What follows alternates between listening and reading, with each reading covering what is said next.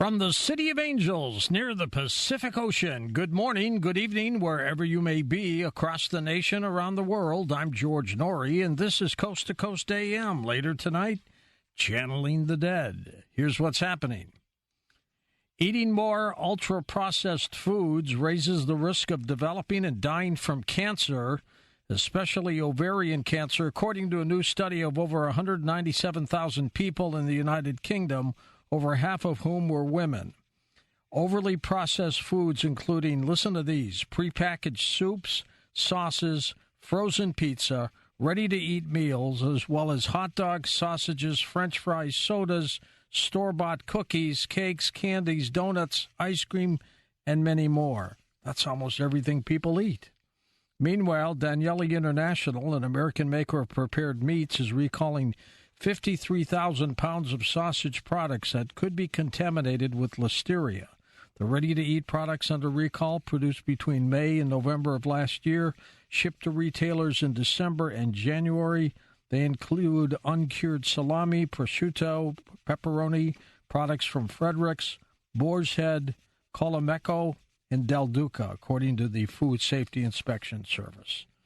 Beta blockers slow down your heart rate. Doctors describe them to patients dealing with cardiovascular issues like high blood pressure or even to treat mental health issues like anxiety. They're so effective at calming people down that they're even banned from some sports competitions that require steady, controlled movements like archery or fishing. Now, as it turns out, the calming effects of beta blockers might be used to help reduce violence. A new study published in the journal PLOS Medicine found that people taking beta blockers were less likely to become aggressive or charged with a violent crime. The authors believe this opens even more doors of medication to be used to treat mental issues like aggression and violence. China preparing for an all-out blitz of Taiwan, according to a former U.S. Department of Defense official. Michael Beckley said that Xi, the head of China, will have learned from Putin's disastrous mistakes in Ukraine and will aim to hit Taiwan hard from the start and sever them from the outside world. Let's check in with Dr. John Curtis, onlinecolumnist.com. John, what do you think of that? George, this is not just a former, defense employee. This is a top U.S. Air Force general, Michael Minihand, who is indicating in the next 2 years that a war could break out between China and the United States. Now, I don't know about you, but we've already got a hot war going with the Russian Federation right now. It seems like we do. It seems like we do. And, the issue is not that it's going to break out, it's inevitable or imminent. The issue is the level of antagonism between the Biden administration, the Russian Federation, and the Chinese Communists, the group in Beijing led by Xi Jinping. I mean, you've got, you have an obligation as commander-in-chief to work on a cooperative basis with U.S. adversaries, not to engage in a proxy war over in Ukraine because you don't like the fact that Russia decided, for whatever reason, to invade a country in that neck of the woods, or in China. We have a president who violated the 1979 Taiwan Relations Act. That act basically ended the U.S. recognition of the Republic of China on a diplomatic level. That's the group of nationalists that went to the island of Formosa. Now, George, what is this really about? I'll tell you what it's really about. It's about Taiwan Semiconductor. The U.S. Department of Defense, the U.S. auto industry, the U.S. medical industry, the U.S. everything industry depends on Taiwan chips, Taiwan Semiconductor chips. And when Nancy Pelosi went to Taiwan on her August 4th visit, 2022, she met with the CEO of Taiwan Semiconductor before she met with the president of Taiwan. So what we've got cooking here is what Eisenhower warned about, George, the military-industrial complex gone wild, and the U.S. corporate,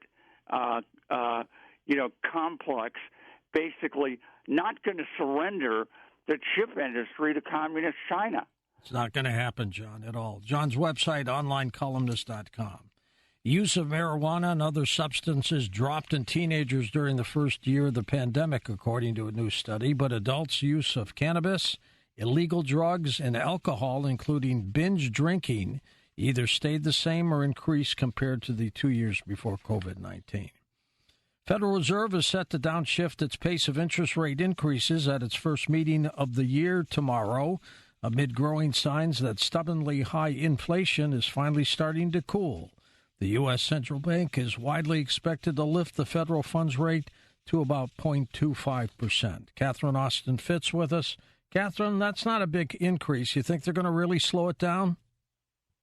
Well, that's what they've been indicating, George. And if you look at what has been happening with interest rates in the market, they're still following the market up. But if they could do both 25 and 50 and still be matched to the range in the market on the Treasury yield curve. So, but their clear indication has been they're going to slow it down and do 25 basis points. But, I assure you, whatever they need to do to protect the reserve currency status of the U.S. dollar, that's exactly what they're going to do. But it looks more likely that it's going to be a 25 basis point bump than a 50. What's your guess on the economy? Is it holding on pretty strong? Well, it's holding on pretty strong given, sort of what's been done to it. But here's the thing, George. If you keep centralizing political and economic power, it's going to continue to get more fragile. So, markets work and freedom works. And central control is very expensive and wasteful of wealth. So the central bankers continue to indicate they want to centralize control. And as long as they continue to tighten control, the more it's going to, the harder it's going to make the economy to really perform productively. Thank you, Catherine. Catherine's website, Solari, SOLARI.com. In a moment, Dr. Marc Schulz joins us as we talk about the good life, lessons from the world's longest scientific study of happiness, how to stay happy, next on Coast to Coast AM. And welcome back to Coast. George Norrie with you. Dr. Marc Schulz with us, Associate Director of the Harvard Study of Adult Development and the Sue Kardas PhD 1971 Chair in Psychology at Bryn Mawr College. He also directs the Data Science Program and previously chaired the Psychology Department and Clinical Development Psychology PhD program at Bryn Mawr. Dr. Schulz received his BA from Amherst College, his PhD in clinical psychology from the University of California at Berkeley. He's a practicing therapist with postdoctoral training in health and clinical psychology at Harvard Medical School, and he's also the co-author of the book I just mentioned, The Good Life, Lessons from the World's Longest Scientific Study on Happiness. Dr. Marc, welcome to the program. Thank you, George. Pleasure to be with you. Being happy is an art, isn't it? Being happy is, I miss that, is an art. Is an art. It is. It's a process. It's a cultivation of a process of trying to improve one's life. It's not something that comes automatically to any of us, and it's not something we can have all the time. So absolutely. And in terms of happiness, if you had 10 people lined up, how many do you think were really happy? Well, that, of course, depends on our definition of happy, right? When we think about happy, we're thinking about the feeling that we associate with joy and happiness, but we're also thinking about a sense of satisfaction with our life. So there are surveys that happen now all around the world, including in the United States, that ask people how happy they are, how satisfied they are with their lives. And I would say out of 10, you can probably expect 7 or 8 to say that they're quite happy with their life or quite satisfied. Is there a general criteria for happiness? So the criteria we use are this sort of momentary experience of joy and happiness, how frequently we have those experiences and other positive emotions. But we also think about a kind of more long-standing sense of satisfaction and meaning in our life, a sense that our life has purpose. And for us, it turns out that the research also points to the kinds of connections that you have with other people as being an important part of the good life or our happy life. Now, tell us about this Harvard study of adult development. Yeah, it's really quite a remarkable study that started long before I was around on this earth. It started in the 1930s in the throes of the Depression on the eve of World War II. And it followed two very different groups of participants. So there were 724 original participants. Almost two-thirds of the original participants were adolescent boys growing up in the poorest neighborhoods of Boston, most of whom had come from immigrant families, living in crowded tenement buildings, most without running water or toilets. And then literally across town, just outside Boston, were the remaining one-third of the sample, which were Harvard University students who were obviously perched in a very different position, social position in life. Both groups were followed forward throughout their entire life. The study is now in its 85th year, so it followed most of these 724 participants through their entire life. At some point, the wives of the original participants joined the study, and we're now, in the last 10 years, studying the children, more than 1,300 children of the original participants. Do events, worldwide events, Mark, affect happiness? I mean, the war between Russia and Ukraine, COVID. I mean, we've been bombarded over the last couple of years with a lot of stuff. Does that affect your happiness? We have, certainly, and I think, along with happiness, along with those positive emotions that I talked about, we also experience negative emotions and stress. And wars, things in the Ukraine, economic tensions, they add to our experience of stress. Really important, one of the neat things about being connected to the study and being able to closely follow the lives of these 724 people across time is that they went through a very unusual time, right? They were born in the Depression. Many of them served in World War II.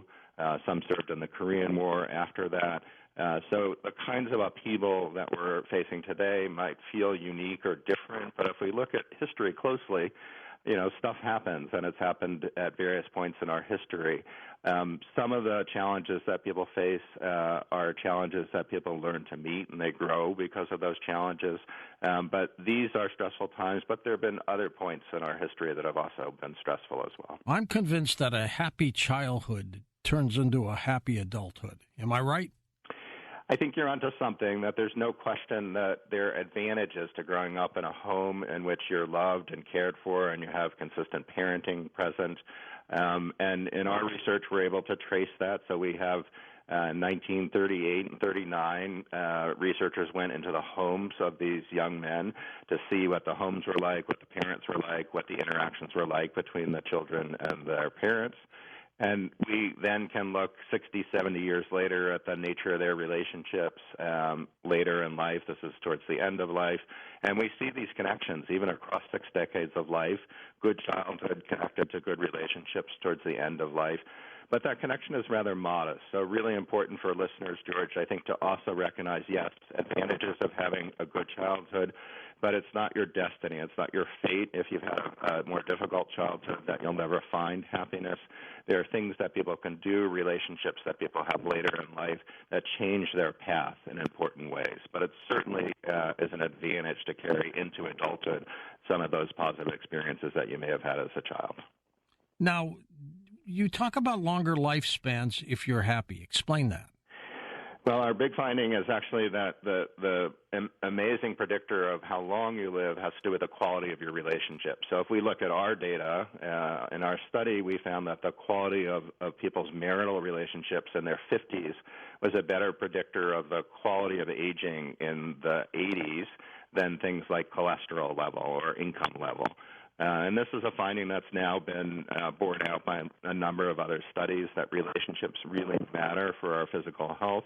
The absence of connections, that sort of subjective state of feeling lonely, on the other hand, tends to erode our health and might affect our longevity. So from our research and what we talk about in our book, it's connections with others that really help us thrive, both in the emotional sense but also in the physical sense, and are likely to be connected to how long we live as well. Well, there's no question that people need to be happy. They need to try to get through life and do all kinds of things. When we take calls next hour with Dr. Marc Schulz, I want you to check in with us, not only with a question about happiness, but a story about yourself and what happened with you and how happiness developed what you were able to go through and get through it.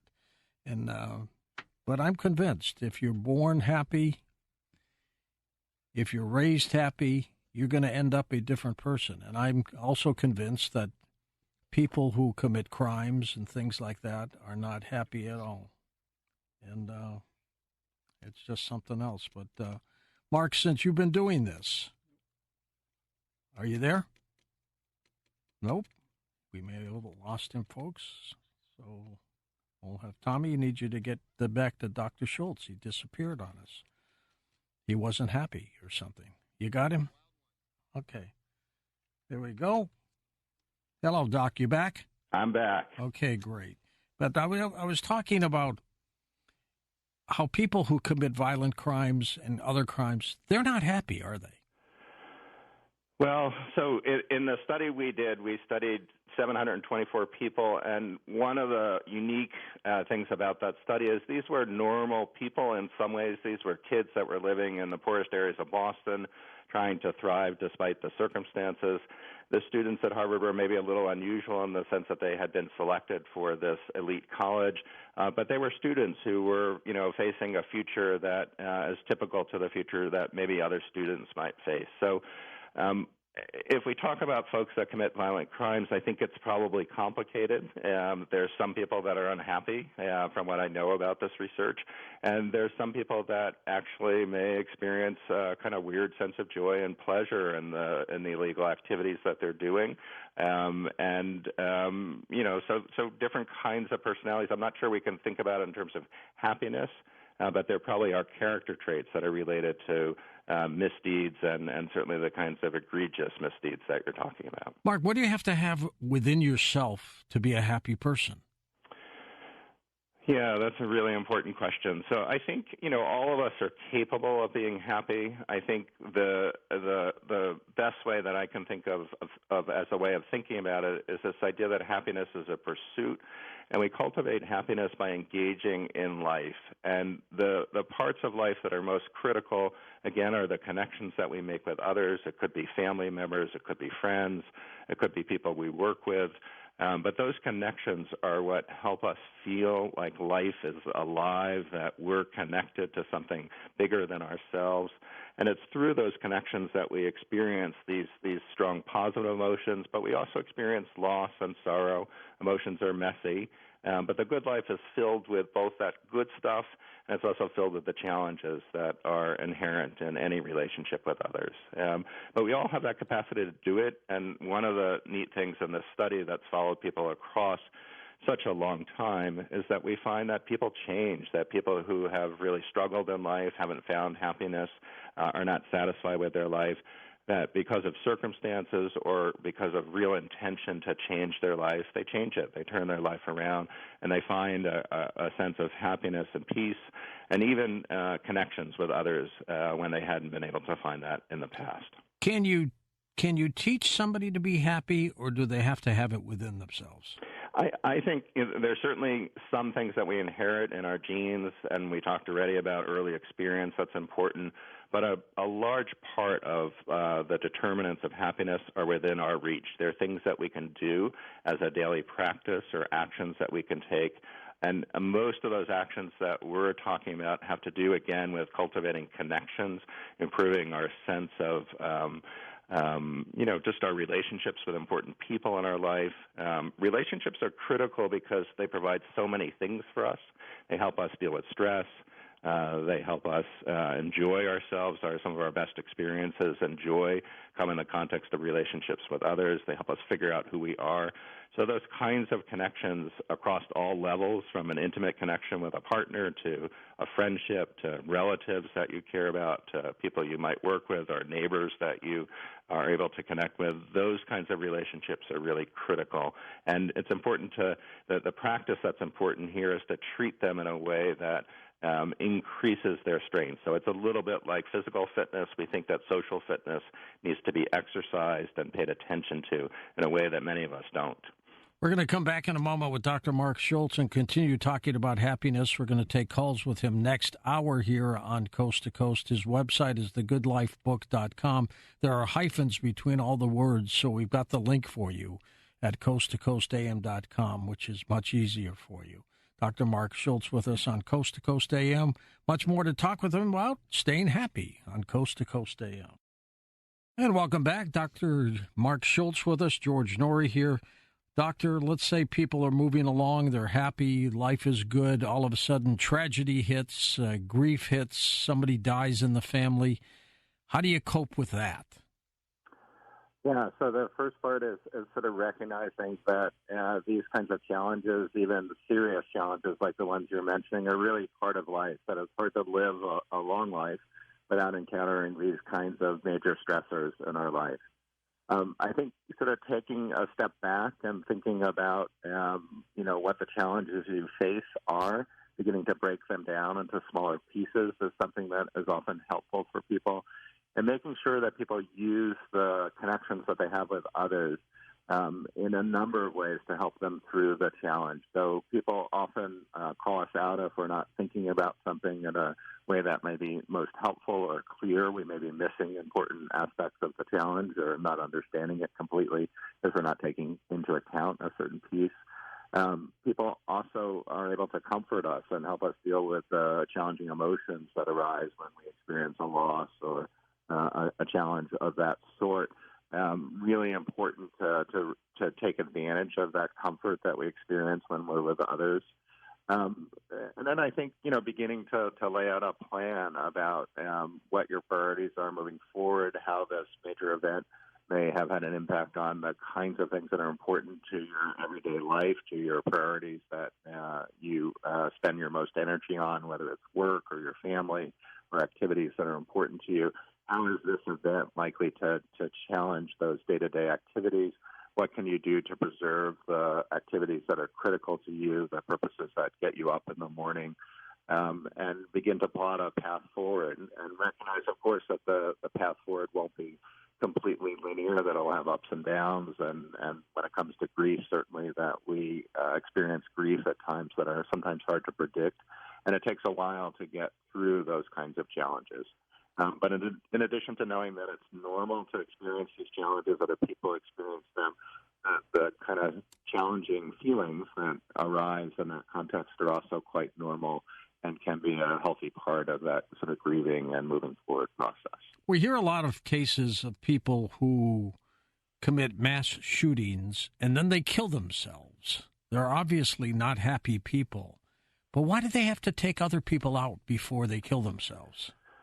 Yeah, I mean, that's a mystery that, again, our own research hasn't shed much light on because we've been fortunate not to have those events in the sample of the participants that we have.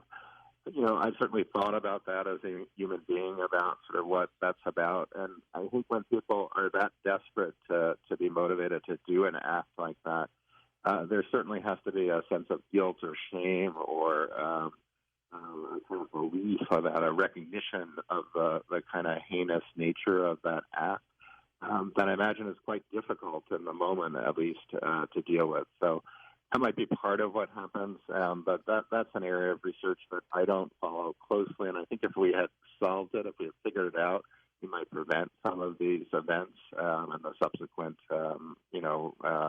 people taking their lives as well. But I think it's something that still happens relatively rarely. These are events that have happened with unusual frequency in the States, and it's appropriate to be concerned about. But it's hard, I think, for researchers to draw patterns when the events are relatively infrequent. Money doesn't necessarily make people happy, does it?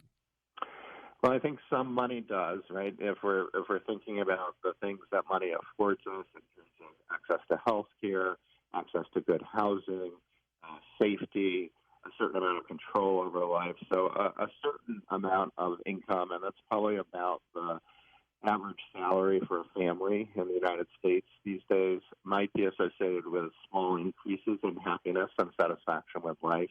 And after you sort of take care of the necessities, after you have that basic sense of security and access to food and health care, the research suggests that happiness doesn't really rise in any significant way with increases in income.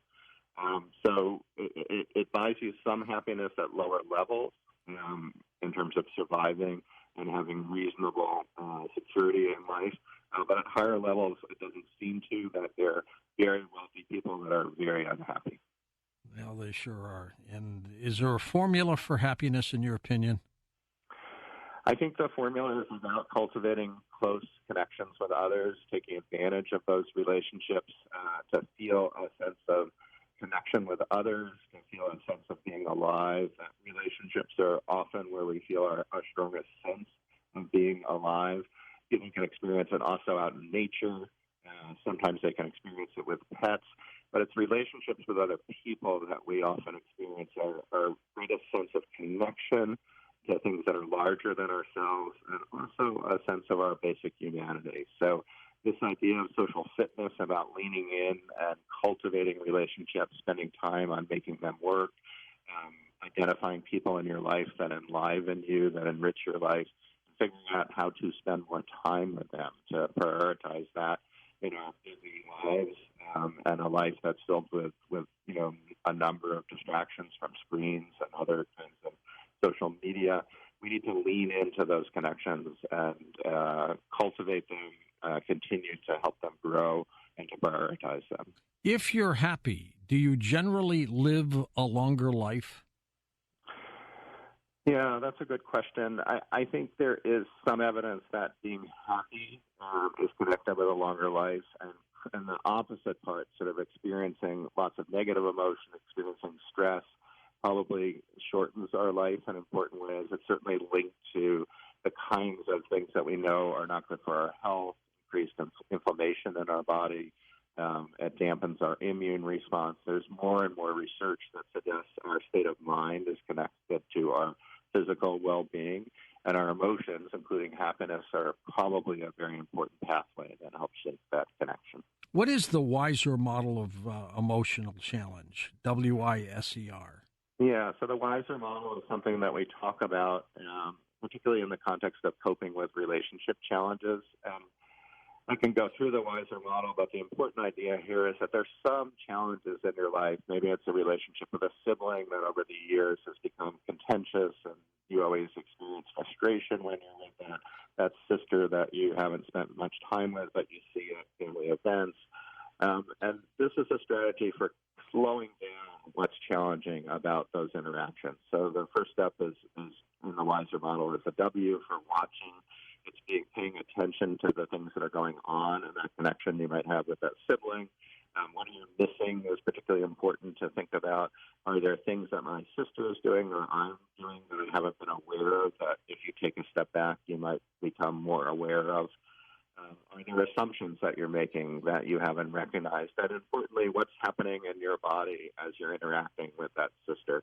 Are you feeling tense? Are you feeling frustrated? Are you feeling your fists sort of close in a sign of anger? And we want to pay attention to the cues that we experience in our body and our heads as we're having those kinds of challenges. And as we go through the model, we interpret as the next stage the eyes, how we interpret this information. So we might notice that maybe my sibling said something that felt a little bit sarcastic and demeaning. And the question is, did she intentionally? Hey, Mark, I'm starting to lose you on the phone a little bit. Can you hear me okay? Yeah. Did she intentionally demean me? Was it unintentional? Was it a slight, maybe because she was nervous or preoccupied by things? So our interpretation, our perception of what's happening is also critical, and that's the interpret stage, and we can change our interpretation.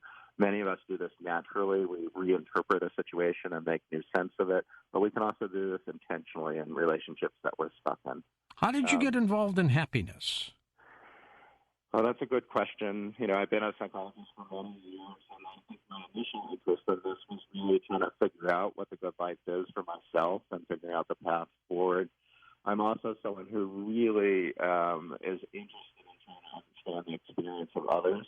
So this study, which I've been working on now for 20 years, but has been going on for 85 years, was a kind of gold mine. It's 724 very detailed stories of people's lives, the hopes and dreams that they had when they began life on the cusp of adulthood, and the way that life actually turned out, the ups and downs of the different paths that their life took. So, that's how I got interested in this work as a psychologist and as someone who has been a part of this project for 2 decades now.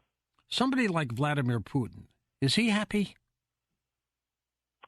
I don't know. That's a good question, and I'd have to, sit down and talk with them. In the study, we have the advantage of being able to, really sit with people and ask them questions, see how they respond.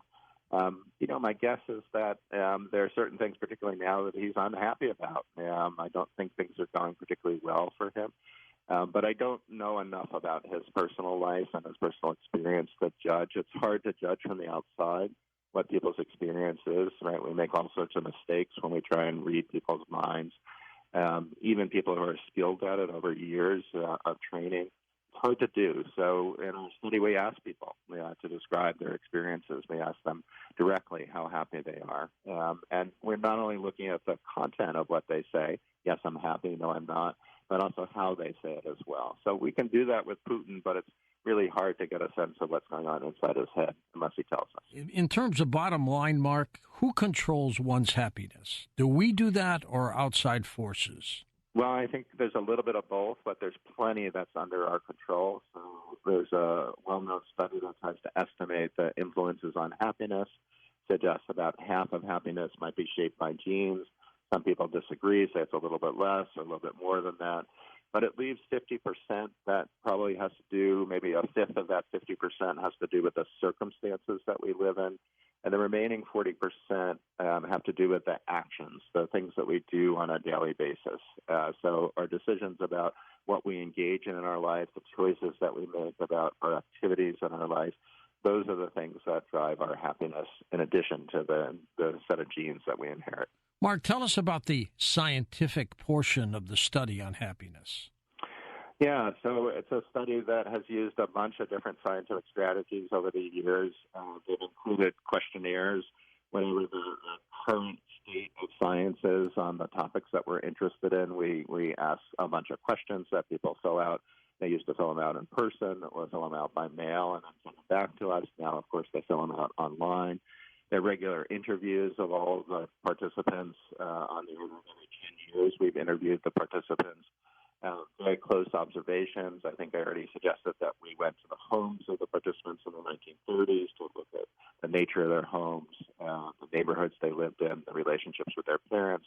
And we continue to do things like that in their, for example, interactions with their partners. We might videotape and carefully examine them later on. And more recently, of course, we've adopted modern techniques like brain scans and the use of EEGs to look at brain activity. We take blood to look at markers of immune functioning and inflammation. We bring participants into the laboratory and we give them challenges, including stressful challenges, to see how they navigate that, collecting physiology information, for example, about their heart rate. And we also collect information as they do that about how they're feeling. And we're interested in how quickly, after a stressor, how quickly they can return to a kind of state of equilibrium or a more positive state after the stressor. What fascinates me, Mark, it's kind of strange, but laughter. What is it about laughter that makes the human body make that kind of sound when it thinks something's funny? Yeah. Well, I've been accused of having a particularly strange laugh, so I love that question. Laughter is a really important experience for us. So laughter is related to the experience of joy and finding either kind of irony or something funny in our life. And it's such an important experience for our body. It allows us to release stress. It's clear that it's helpful in when people are aroused, stressfully aroused, that a sense of humor, experience of joy or laughter can really help decrease that energy and the arousal, physiological arousal that people are experiencing. The different kinds of ways that people will laugh, partly cultural, partly it's unique to our own sort of identity. So my wife likes to say that she and I worked near each other for a while, that she actually got interested in me because she heard this strange laugh down the hallway, and that's what drew her to find out more about who had that laugh. So our laugh says something about who we are. But it's also important to our well-being, for sure. It is. It is a strange thing, though, isn't it? Well, strange in what way are you thinking, George? What makes it strange? Well, you have 10 people laughing. They'd all have a different laugh. They do. So it's like a signature about who we are, right? And there's so much about us when it comes to psychology that we do have our own signature. There are commonalities, though, in the the sort of grammar and sort of time rhythm of laughter that we can see even across those differences.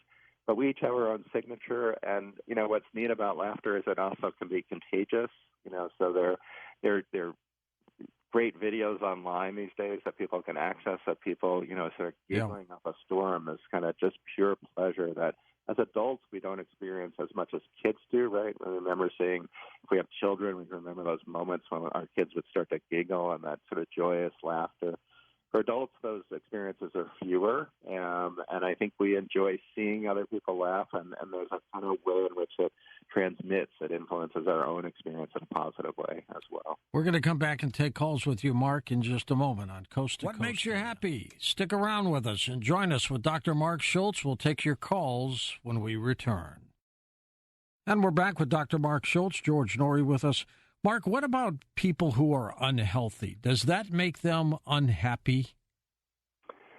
Yeah, that's a really important question. So there's definitely a link between happiness or not being happy in your health, and the question is what the direction of that relationship is. So we think that being happy promotes your health, and experiencing stress probably corrodes your health in important ways. The question is whether being physically healthy has an influence on your happiness. And I would say that it's likely that it does, that part of thriving in life is having a sense of security around your body and your health. So physical health is certainly a gift if we have it. The benefits of exercising and paying attention to our health, our diet, those are very clear for us. And having not to worry as much about our health as other people might if they're struggling with health problems probably is a benefit like the absence of many other stressors in our life. Is it conceivable, too, that some people just can't be happy? I think it certainly feels like that for many people who have struggled for good portions of their life, have had, periods in which they've been quite miserable or unhappy. And maybe for much of their life they've experienced that. So there's a sense of hopelessness that I think people begin to experience. I'm optimistic, and the data suggests that people can change their lives, that it often involves changing circumstances in important ways and being intentional about working hard to change the conditions of your life. It's never easy if you've been that way for a long time, but the research suggests that people do change their lives. It's often around transitions, so it may be a new job, it may be a new role as a parent or as someone who's responsible or connected to someone in a new way. But those are opportunities for changing your life in important ways, changing your routine in important ways. But it's difficult, and for some people it also means that it's helpful to seek out professional assistance as well. And there are a number of things that professionals can help people with that can make a life better and more fulfilling. Do you find that music can make people happy? I think there are a bunch of things like music and the experience of nature, even having pets as companions. There are a bunch of things that we associate with the experience of happiness, and certainly music is one of them. Music is evocative, right? It makes us feel emotions, and there's some beautiful pieces of music that we feel both kind of happiness, but even a sense of awe at the beauty of music and the way in which it kind of transcends our experience. It brings us out of ourselves and maybe connects us with other people or other experiences or things that are larger for us. So certainly I think music can be very powerful. What causes, Mark, emotion in terms of certain things?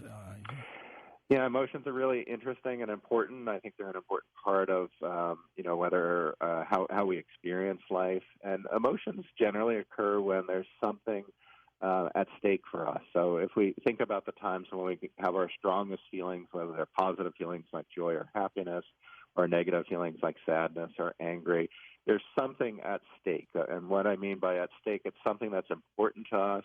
Either it's something like a loved one that we care about, or it's our sense of self. We want to preserve that, and that's at stake.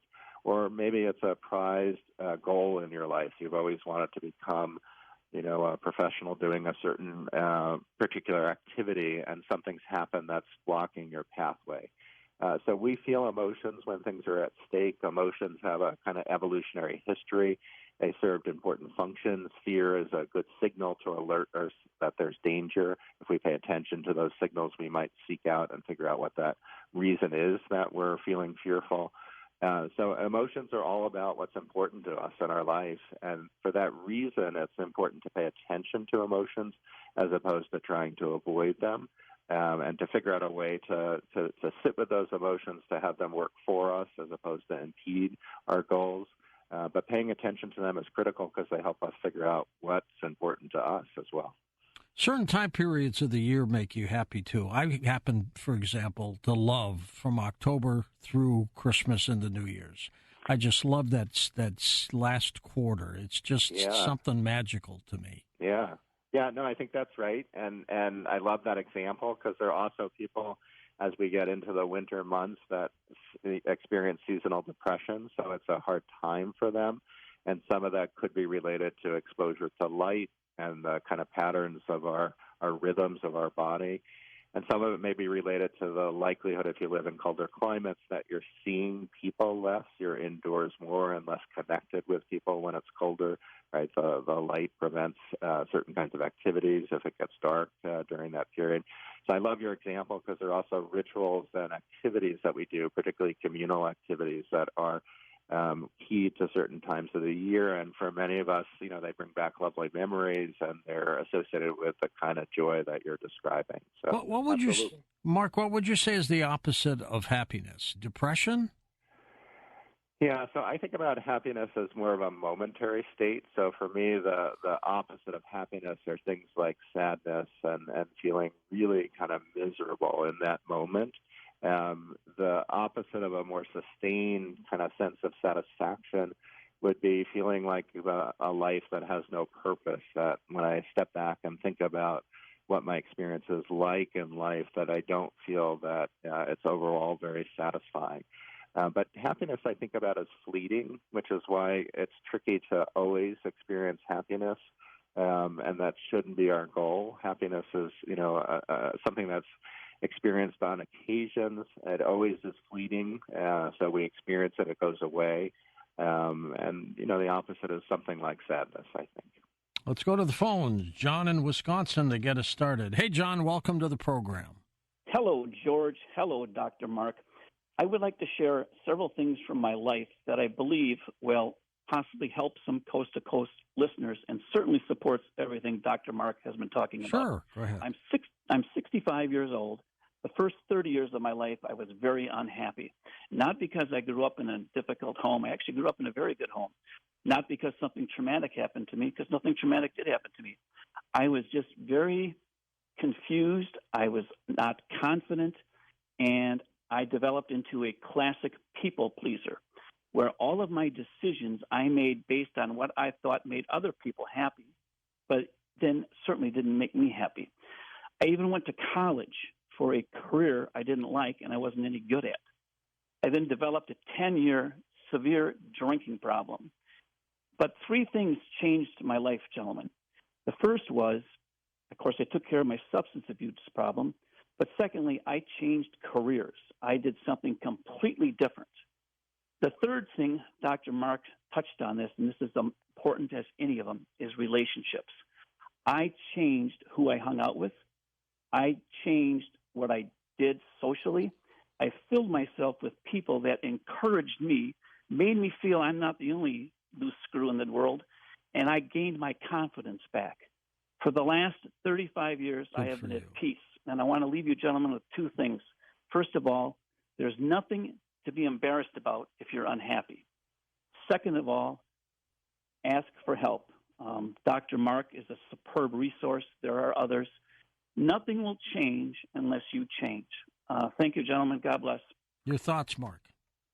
Well, first of all, a big thank you, John, for sharing your story, because I think it's a story of hope and important for people to hear how your life changed, and I think it changed from your description in so many important ways. So good for you.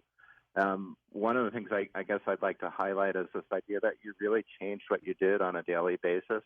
including the kinds of connections that you had with other people. And it sounds like this was intentional, that you were unhappy, and that motivated you to do something about it. So you paid attention to those feelings.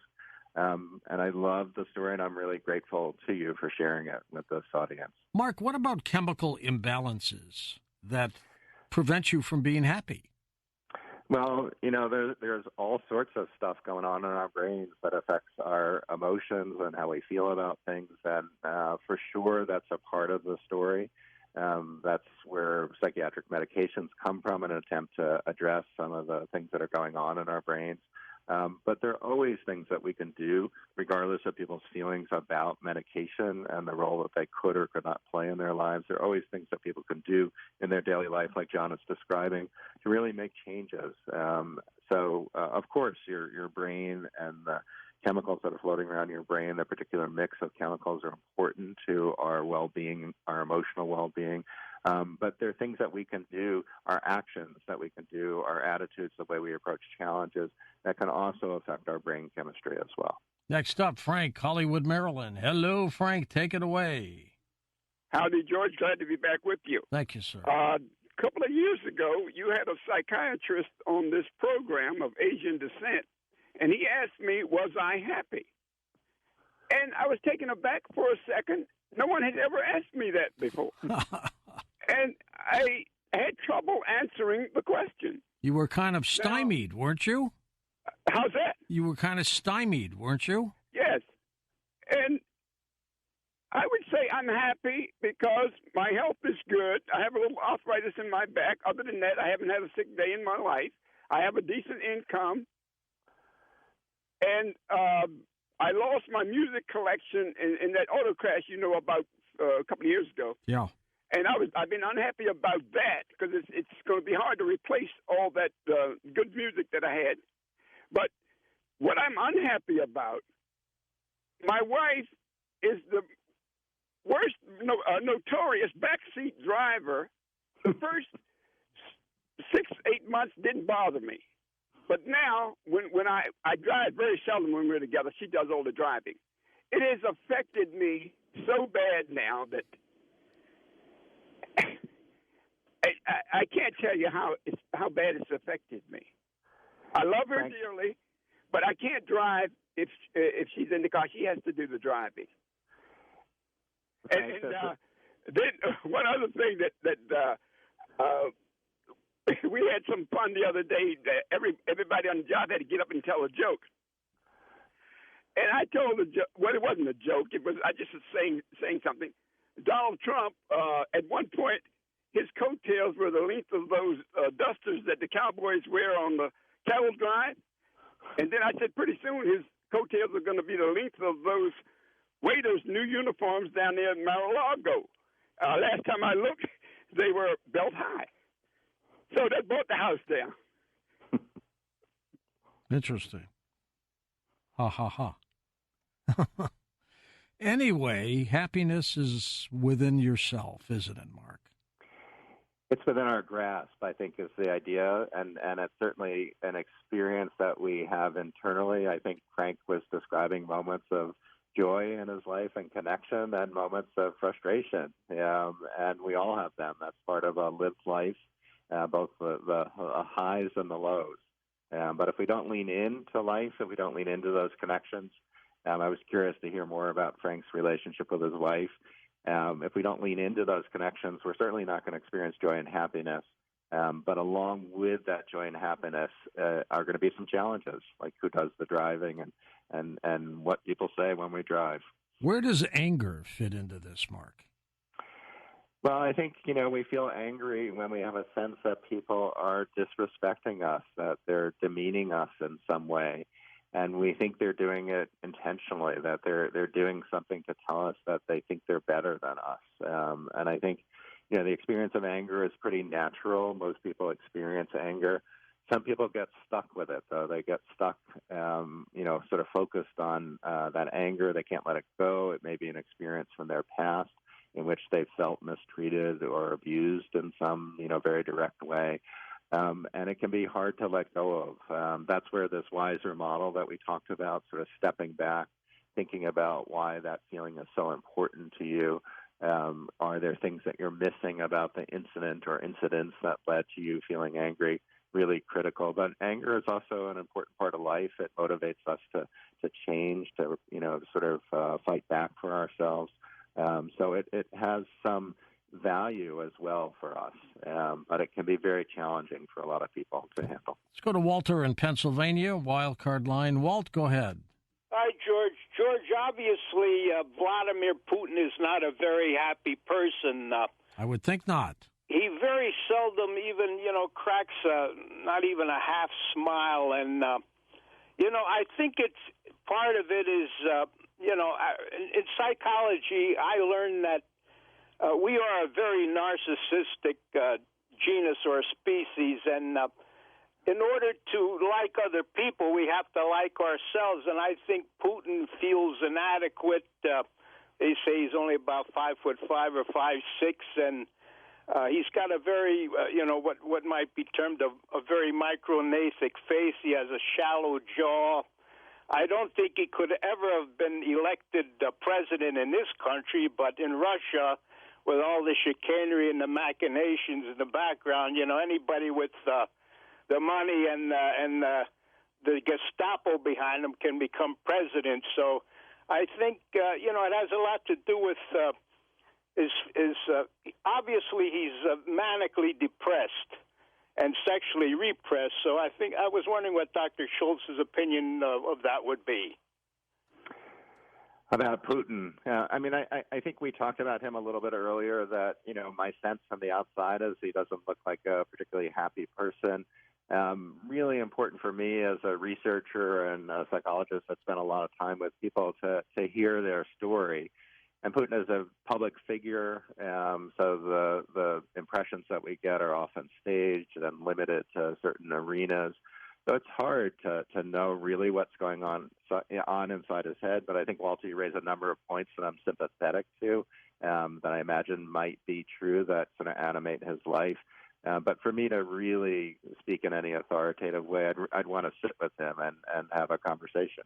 Is there such thing, Mark, as false sense of happiness, where people basically make it up to appear to be happy and they're really not? Yeah, I think, there are all sorts of ways that we sometimes put on a happy face, right? That's a common expression that we talk about. Yeah. We hide behind a smile. So I think, many of us are less comfortable with some of the negative feelings that we experience, and we hide behind that smile.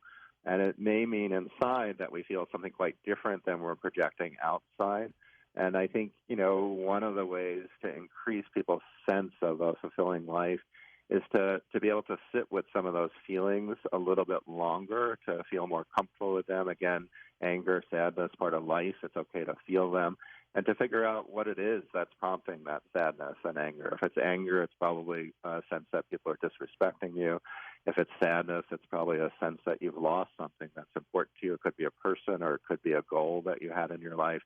So there's a benefit to turning inward and thinking about those emotions as opposed to running from them. In this study, when we follow people across their lifespan, the people who are able to lean into their challenges as opposed to ignoring them or denying their existence, they tend to do better. They tend to cope with challenges in ways that are more adaptive over time. Dick Van Dyke sang a song called "Put on a Happy Face," and those words are fantastic. They talk about gray skies are going to clear up, put on a happy face, and everything else. And it's really poignant, isn't it? I think it is poignant, and there's actually research, right? So what I just said I think is important, but there's also research that if you put on a smile, that it may actually change your mood, that it may make you happier. The effect is probably a small effect, but I think that's part of what motivates people sometimes, the idea behind that song. But it's also, if I remember that song correctly, it's also this idea that if we see people with a happy face, that people return the smile. Right? Exactly. Hold on, Mark. We're going to hit a break. We'll come back and wrap things up with final calls next. We'll be back with Dr. Marc Schulz and take final calls in a moment as we're talking about staying happy. then you know what? It's not too difficult to do that if you do the right things. Next hour, Riz Mirza joins us to talk about channeling his spirit guides, a fascinating program coming up on Coast to Coast. And welcome back. Our final segment with Dr. Marc Schulz, George Norrie with you. Mark, is it difficult to keep and stay happy? Is it a challenge? I think it is a challenge that requires practice. And again, in our book, we focus a lot on our connections and our relationships with others. And we think it's important to think about our social fitness in the same way that we might think about our physical fitness. And the same applies generally to happiness, that we want to think about the parts of our life that are working well and the ways that we can maximize that. So when it comes to relationships, which are the relationships in your life that help you thrive, that energize you, that you really value, the people that you enjoy being with? And are you prioritizing your time and making choices that allow you to spend more time with that person? Could you figure out ways to enrich that relationship further or perhaps spend more time with that person? So we want to think about building relationships, building happiness as a practice that we pay attention to, and we enter into with real intention to do certain things, to cultivate, to grow those connections, and to figure out ways to enrich them along the way. So it requires our time and our attention. Our attention is an incredibly precious resource.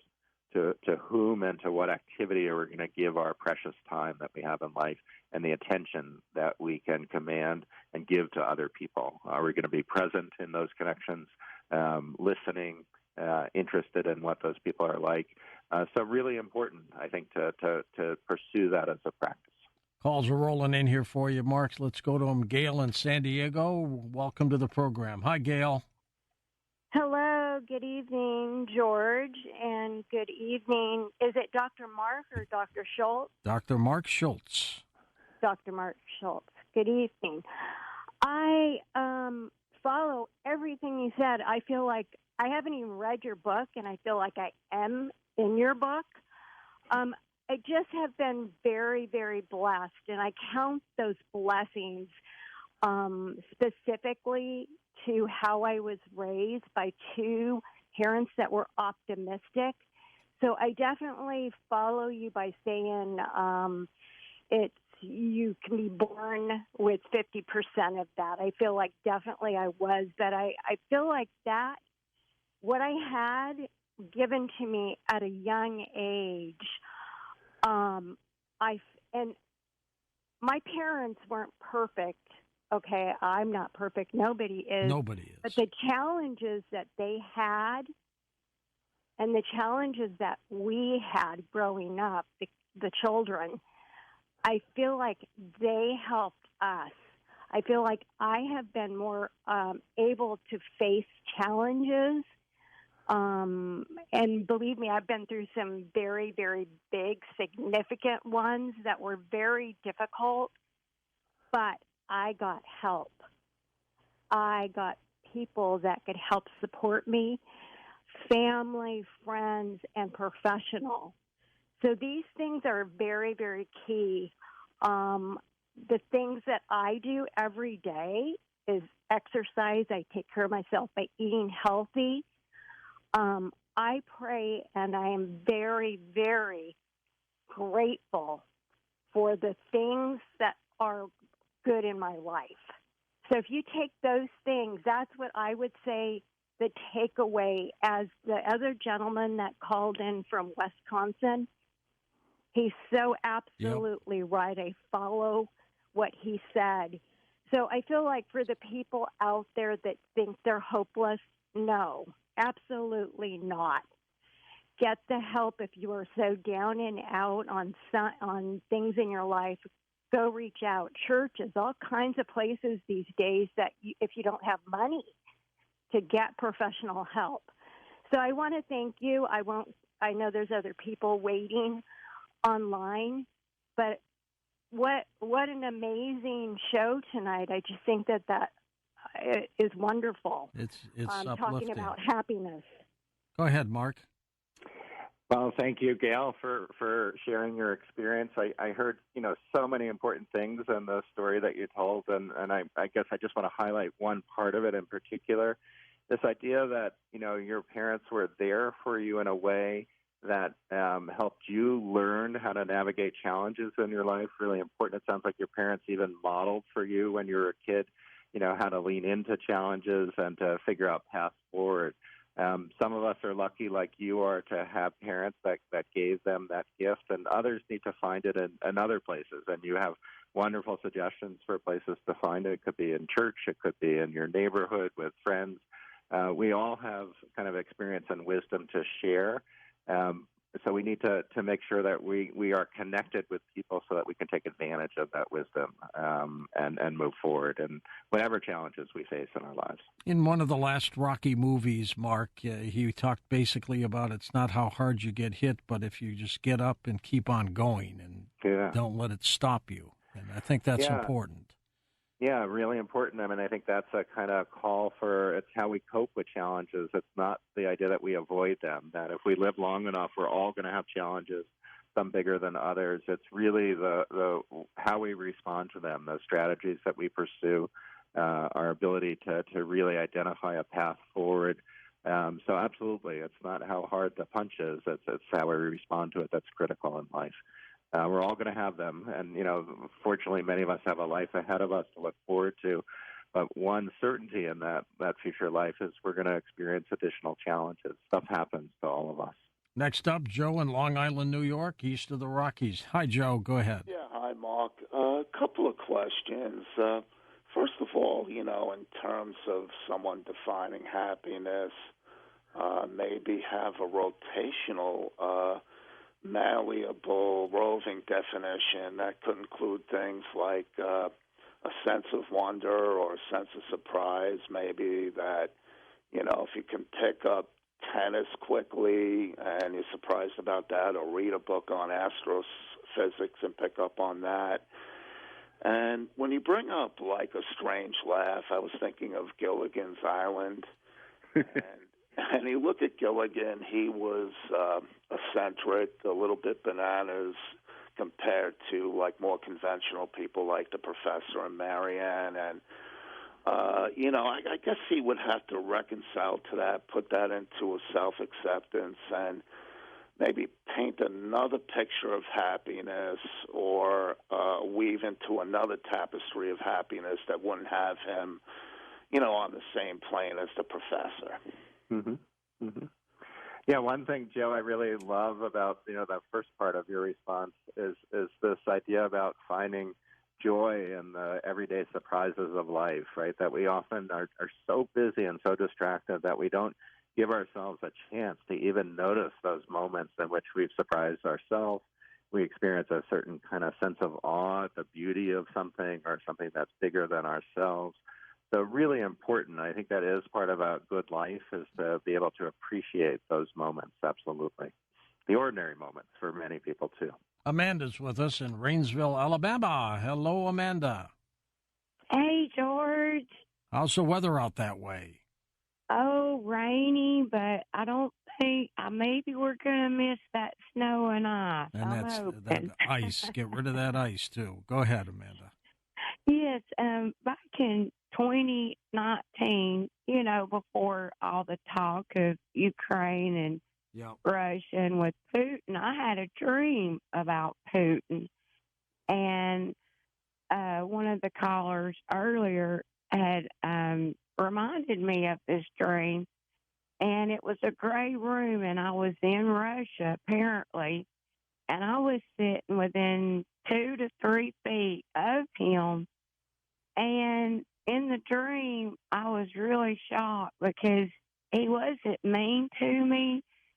And he was nothing like, what people have, portrayed and said that he is. Now, of course, I have crazy dreams, as you well know. But I just thought that was bizarre in the dream. That why would you even dream of him? I do not know, George. I have had dreams of waves that were bigger than the tallest buildings in New York. Had my first blood moon dream in 1996, and didn't know what a blood moon dream was. Are you generally, Amanda, a happy person, you think? Yes, I'm very happy. Well, yes, that's a very good sign. happy. But in the dream, he was not, mean with me. He was actually very nice. Have you ever been to Russia? Never. What would make somebody dream like that, Mark? Well, I think Putin's been in the news a lot, so even if or even before he was in the news, she dreamed about him. This was in 1919, she said. Oh, I missed that part. It's hard to know, Amanda. That's a sort of one of those phenomena that's hard to make sense of. I think our dreams have some logic to them. They're often related to our experience or things that are important in our life. But we also have an incredible imagination that when we dream is kind of exercised. So I'm not sure I can explain that. Interesting take on all that. Let's take a few more calls west of the Rockies. Bill is in Colorado. Hey, Bill, go ahead. Hey, thanks for taking my call. Sure thing. And thank you, Mark, for being on tonight, too. Thank you. I feel that one thing about happiness, I feel it's a decision. And I've talked to my kids about that. And one thing about being happy is trying to take positive steps and seeking the positive rather than the negative. Negative thoughts normally are, everything's contagious. And in my opinion, negative brings you down. It's harder to be positive than it is negative. And negative people just love to swim in the slop, it seems like. And the positive people, they're seeking the happiness, and happiness is on the positive side. And I've tried to teach my kids that. I don't know if it's stuck with them or not, but I do look for the positive, and I've tried to let them know that it's contagious, and to seek out people who are genuinely positive. So that's my thoughts. Well, that's important to be around positive people, isn't it, Mark? I think it is, and as Bill said, that it's contagious. That when we're with other people that are feeling positive feelings, they're contagious. We feel them ourselves. So really important. I also love, Bill, you're talking about intention and a decision to try and be positive when you're faced with struggles, not get sort of stuck in the negativity, particularly the way we think about things, the way we perceive our experiences. Really important to recognize the power that we have to shape that in a positive way. So it sounds like, Bill, you figured out a way to do that, and you're giving your children the gift of that wisdom as well, which is terrific. Mark, the title of your book is called The Good Life. Did you ever see the Twilight Zone episode called It's a Good Life? I probably saw it years ago and can't remember it. It sounds familiar. You're the first person to ask me that, and I'm now curious. Yeah. It was about a little boy who would wish people into the cornfield if he didn't like them. Oh, interesting. Okay. Who turns out to be a great guest on our show now. His name's Billy Mooney. The boy who played that role. Yeah. The actor. He's grown up. Interesting. Yeah. So what would you say is the best advice for people who are on the fence of being happy and you want to pull them on? Yeah, I want people to really double down about their connections with others, that to recognize that it's in our relationships with others that we feel most vital and alive, that people protect us as we wander through life. They help us with advice and support as we're dealing with our struggles. So it's really, I think we talked before, maybe one of the callers talked about sort of not getting stuck in your head, and recognizing that when we're engaging with others, people we may not know as well or people we're developing a relationship with, we get worried sometimes that we're going to get rejected or people won't like us, that we need to put ourselves out there, and the benefits of relationships over time are really worth it. So I would double down on the connections. People who feel isolated need to think about ways that they can connect with others, to figure out new activities or new places that they might meet others. Connection is really important for our flourishing. Where's the best place to get your book, The Good Life? The Good Life's available in most bookstores, and it's certainly available online at all the regular places, but it should be available everywhere, U.S., Canada, everywhere that people shop. Marc, you're a great guest. Keep in touch with us. I'd love to bring you back on again. Great. Thank you, George. It was a pleasure. Sorry about the connection troubles, but I'm really pleased to meet some of your audience, and it was a pleasure being with you. You're okay. And they came up. Your turn sounded very good. Up next, we're going channeling for the spirit world. And welcome back to Coast to Coast. We've got a fascinating couple hours for you. We have a trance channeler coming up with us, Riz Mirza. I'm going to be seeing a lot of Riz over the next couple of weeks. He's going to be on our Beyond Belief television show, and also I'll run into him at the Conscious Life Expo in a week or so. And full information on that at consciouslifeexpo.com. He's going to be appearing there. I will too. But we're going to come back and talk with Riz later when we take phone calls. Be ready with a question. It'll be a reading from him, so he'll be able to do that. And welcome back to Coast. George Norrie with you. Riz Mirza has been channeling numerous spirit guides who have helped heal and uplift thousands of people in more than 2,500 live, full trance-channeled weekly gatherings called the Circle of Light. For 13-plus years, Riz's weekly live and in-person channeled spirit, the Circle of Light, has helped humanity answer every type of human concern.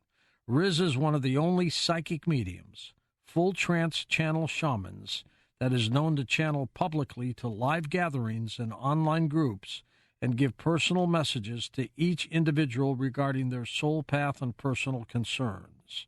The guest does not have to say anything, and the guides open the dialogue and share intimate, personal information that only they know about. Then the guest may ask a question after that. His website is his name, linked up at coasttocoastam.com. He's got a few books out called Red Eagle Speaks and the 9 Keys. Riz, welcome to the program. Thank you very much, George. It's a pleasure to be here and to be with the Coast to Coast family worldwide. And it's going to be fun running into you at our Beyond Belief taping in Colorado, and then a week after that, we're going to the Conscious Life Expo. I'm so looking forward to it, George, and I hope that I can get away from what I'm doing at the end and to hear you speak. You are going to be swamped, Brenda. Well, hearing you describe what I do after so many years and being a channeler and a psychic medium, and people say, what's that and what's that and what is that? I would really like to say that actually I consider myself to be a simple doorman and a locksmith, because what I do, I'm just a doorman. I open a door and I allow that energy or the spirit guides or information to walk through. And as a locksmith, I really feel that what I'm doing is I'm helping people unlock their potential, unlock their understanding of what reality is. Riz, when did this happen for you? How did this start? When I was 7 years old, I had a mediumship experience. My parents came from India, and I was born in Harlem in the Bronx in New York City. And at the age of 7, my mom was visiting a friend, and she dragged me along with her. And there was no kids to play with. And out of nowhere, I blurted out, an old man died on that couch. And I was 7 years old, George. Wow. And the conversation stopped.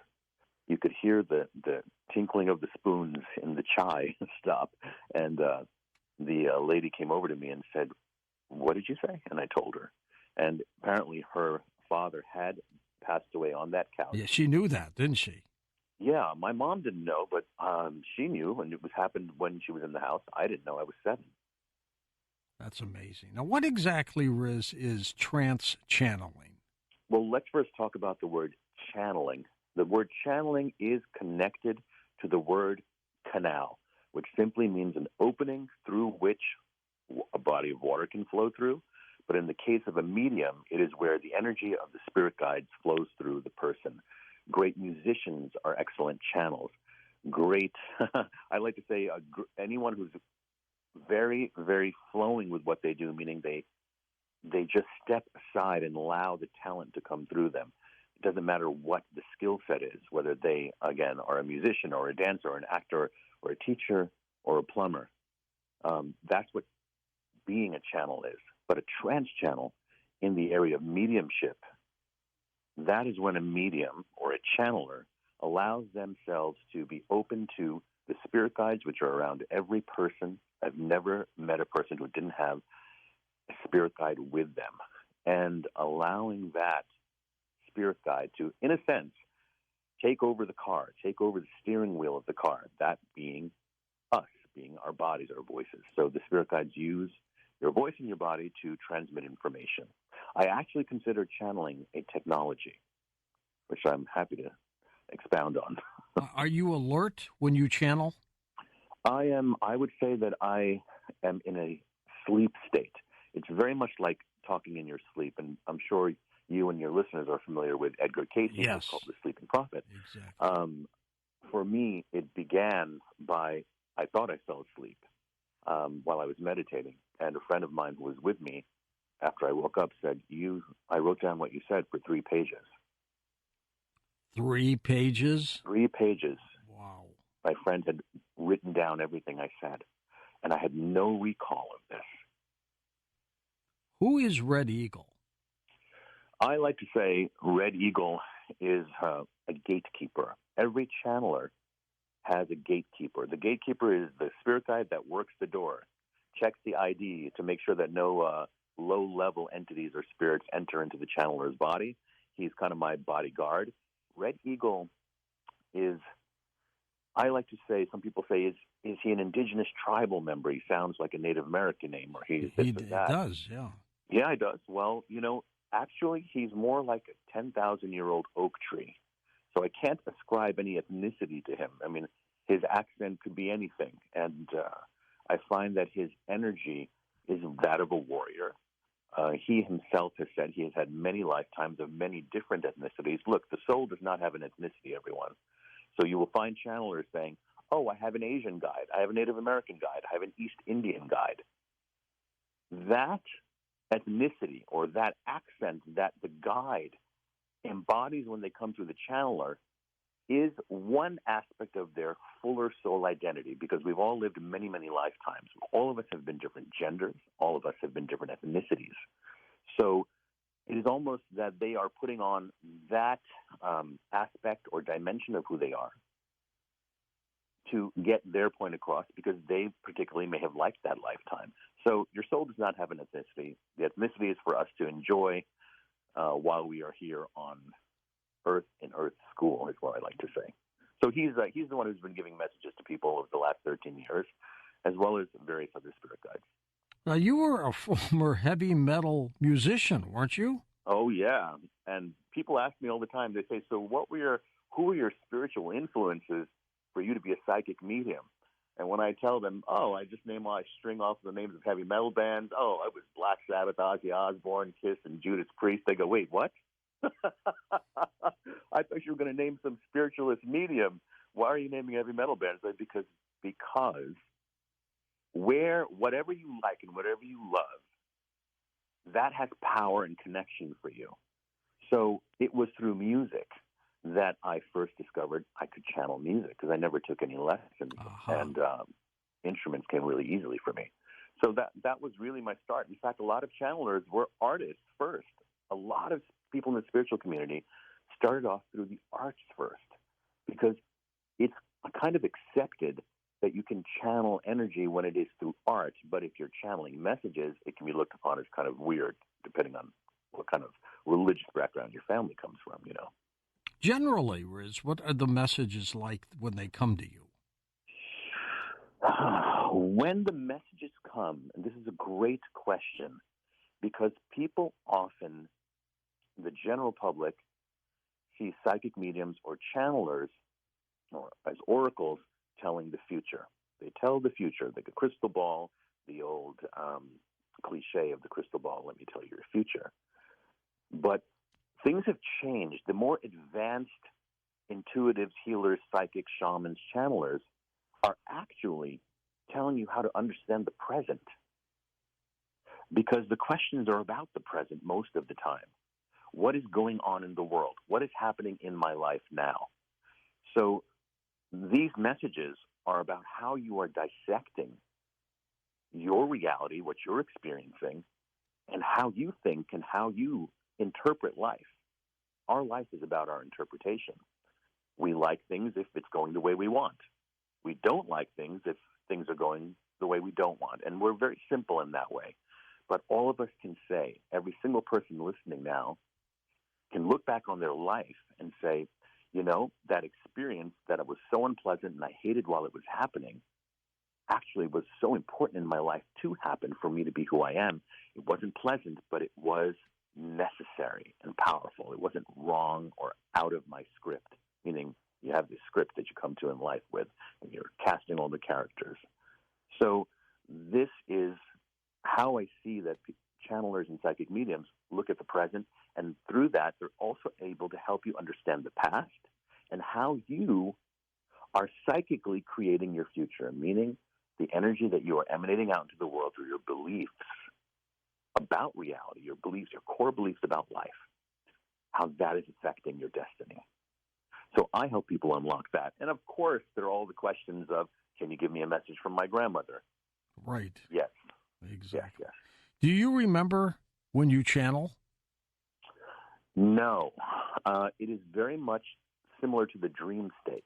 So when I'm channeling, there's no recall when I come right back into the body after several hours.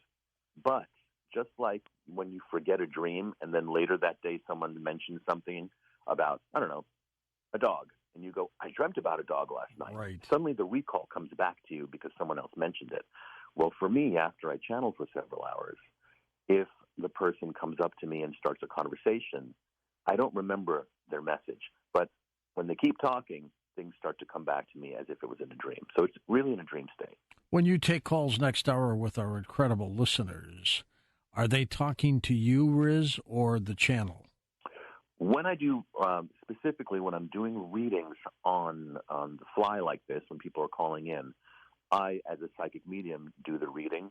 But I would love to channel for the audience at some point this evening, if that's all right with you. Would I be able to interview that person? 100%. You can interview the spirit guide. It's a back and forth. It's not like they're just going to, lecture for 10 minutes. They love to interact when they come through me, at least. My guides love to interact with people. How do you get into it, and then how do we get out of it? So I'll say it takes me about 5 seconds to get into it. I've been doing it a long time. Okay. And when we need to get out of it, you just say, thank you for being with us. And they know the drill. They already know what's going to happen before we even start. It is truly, it's remarkable. And some of the things that when you channel, what do they tell you? What do they want you to know? What do they want us to know? When they're speaking to a large group of people, I've noticed that the messages, their themes, think about it like music. In music, we have maybe 16 basic notes of music. It's like there's basic laws of life and the universe, universal laws. There's not 1,000 of them. You could probably name that you can live a good life within 10 laws, 10 spiritual laws probably. But just like music, where you can rearrange those 16 notes and make billions of songs that are out there that sound different, the guides have been coming through me. I mean, we're at like 2,600 channeling circles. I could say to you, George, that each circle is different, and yet each circle is the same, because it's the way that they break down very practical parts of life. So they will give messages of the macrocosm. Okay, here's what's happening. Here's the age we are in as a society in the world. Here's where we are at in the stage of evolution where you guys are at. Then they will go personal. What do people want to know? Well, what do we all want to know? We want to know about love, relationships, our parents, or our health, career. So it's always the same. So, but they're talking about understanding the nature of reality and how we are creating our reality internally. Does the channeling affect you at all personally when you do it? In the beginning, it can be very draining. Years and years ago, I used to get pretty drained. I used to have to eat a lot, and I would end up with my wife at diners at 1 a.m. in L.A., scarfing down food to get back into my body. But after I gained some weight, I decided I can't do that anymore. So now I can channel for 4 or 5 hours, George, and I come out of it really refreshed. And that's actually, I consider that a skill to be able to do that. When you channel, are you channeling spirit guides? Who are you channeling? Only spirit guides because that's what's worth listening to. These are not, look, there's spirits that are almost everywhere where I have ever gone. I've noticed one or two spirits in homes. I do a lot of paranormal clearings where people ask me, hey, can you come to my house and kind of talk to this spirit? More on that later. But these are higher, I call them the teachers. These are higher vibrational beings. I don't like to use the word entities. These are teachers.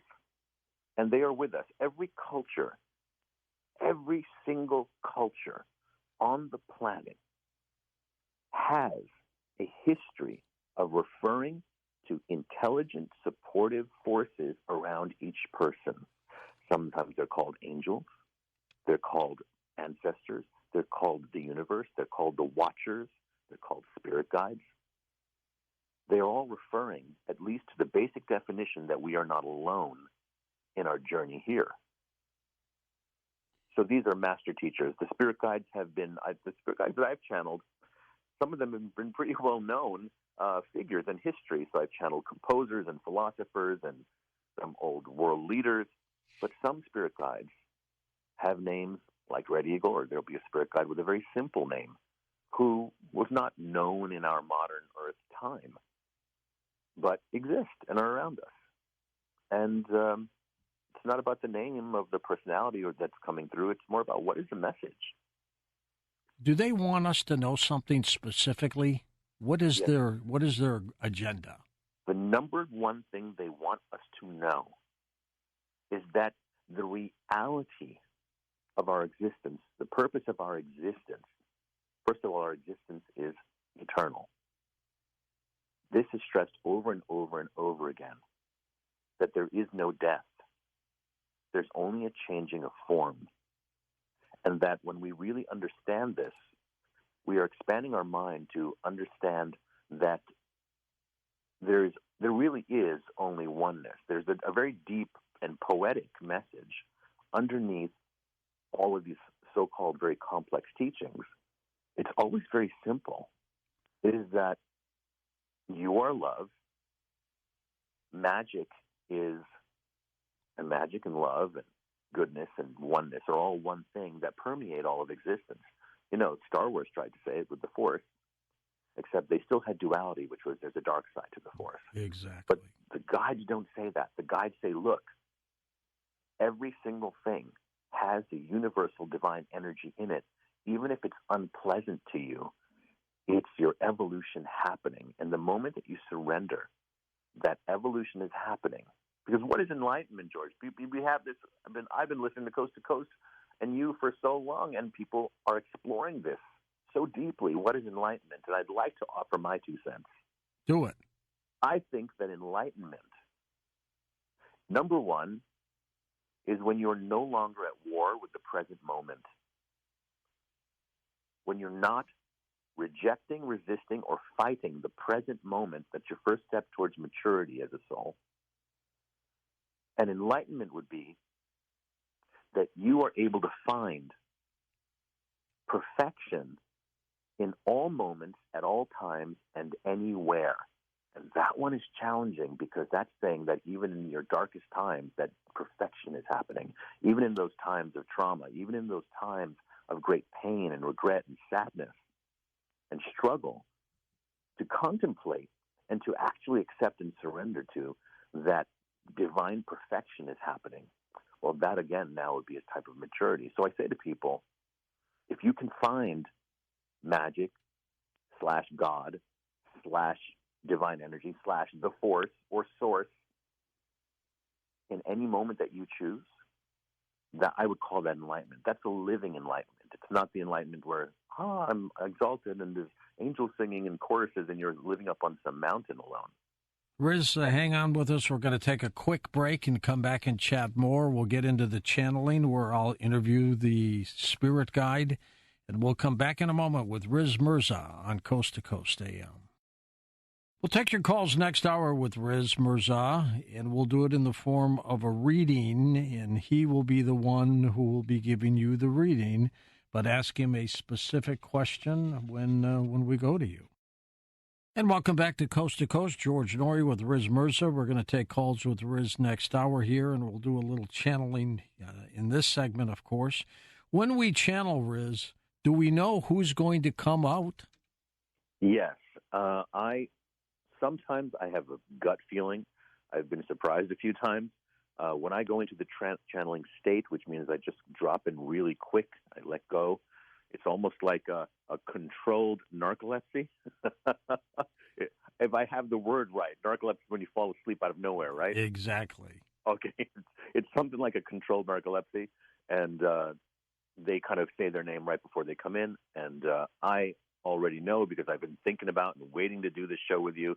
So one of my guides, whose name is Phineas, he's going to be coming through, and I know he's on standby. So anytime you want to start, I'll probably just need a few seconds, and he'll say hello, and he'll start talking. And how do we get out of that to get you back?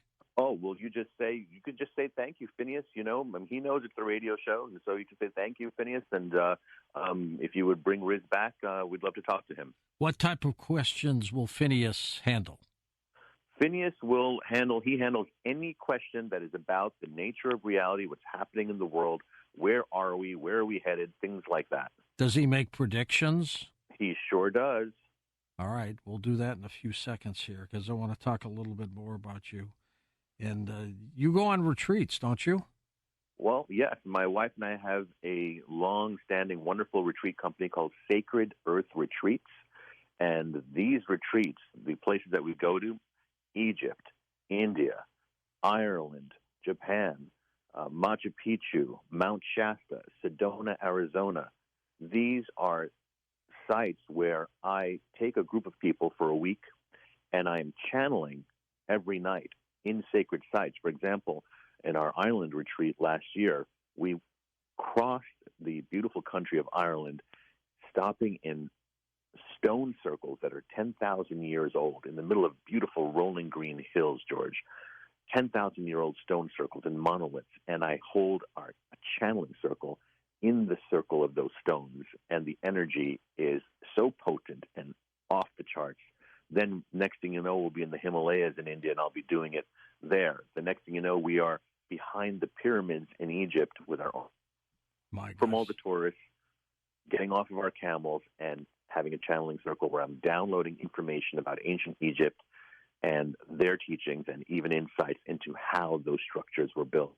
So my retreats are about that, as well as having just spiritual rejuvenation retreats. You come with us to Mount Shasta for a weekend, and there's a lot of channeling and hiking to the vortexes and really being with kindred spirits. So I invite you guys to come and take a look at our website and drop us a note if you want to join us. We have some spots coming up for Egypt, as well as for India this year, as well as for Mount Shasta for the Lionsgate portal in August, which is going to be phenomenal. How long do you stay in the trance state? My record of staying in the trance state has been 5.5 hours, where Red Eagle gave messages to over 100 people, individual readings. I've asked my wife and assistant to look into the Guinness Book of World Records if they're willing to do a little section on longest trance channeling. That's going to be something else. And I'm really looking forward to doing our Beyond Belief show with you Friday.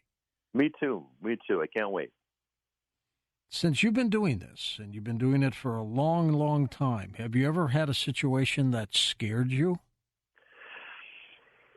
Well, that's a very good question. I have to say that in the beginning, when I was opening up my channel, you might say it's like my frequency is opening up.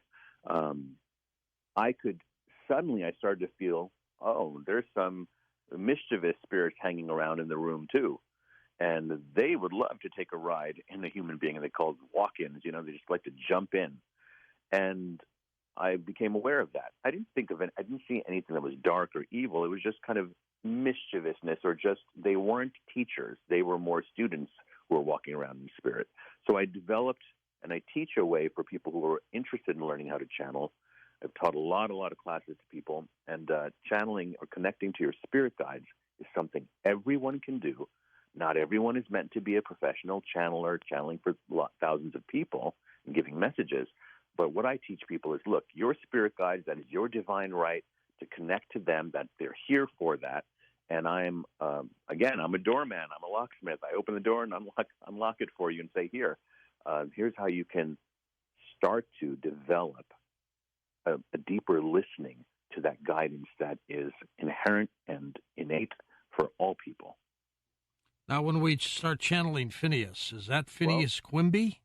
Phineas, yes, it is actually. He was a clockmaker. He was a clockmaker. He was a mesmerist, and people have attributed much of our New Age teachings to him. How did you end up channeling him? I didn't know. I thought it was, P.T. Barnum when they first came through. He died in 1866. Yeah, I didn't know. I fell into channeling. It wasn't something that I aspired to be. And so when the spirit guides started coming through, we were just on a first name basis. It was people like my friends or my wife who said, I want to know who it actually is. What lifetime did they have? So once in a while, we find out. And so it seems to be Phineas Quimby. There actually was, though, another Phineas who is an ancient Hebrew mystic that is referred to in various texts. Now, I believe it's the same Phineas. I believe that Phineas from ancient Hebrew texts reincarnated as Phineas Quimby. And, yeah. Well, let's go into the trance state and let's chat with Phineas for a little bit. Thank you. Just give me a few moments and I'll see you later. All right. You got a deal on that. While Riz is getting into the mode, his website is linked up at coasttocoastam.com. A couple of his books include The 9 Keys and Red Eagle Speaks. I'm Phineas. Phineas, how are you, sir? We are well. So there is a nature of reality that is concerning those who are listening, who have their ears and their eyes, be it their third eye or their third ear, is opening. And that is the time on the planet that is occurring presently. Phineas, you were born in the 1800s. You're a clockmaster.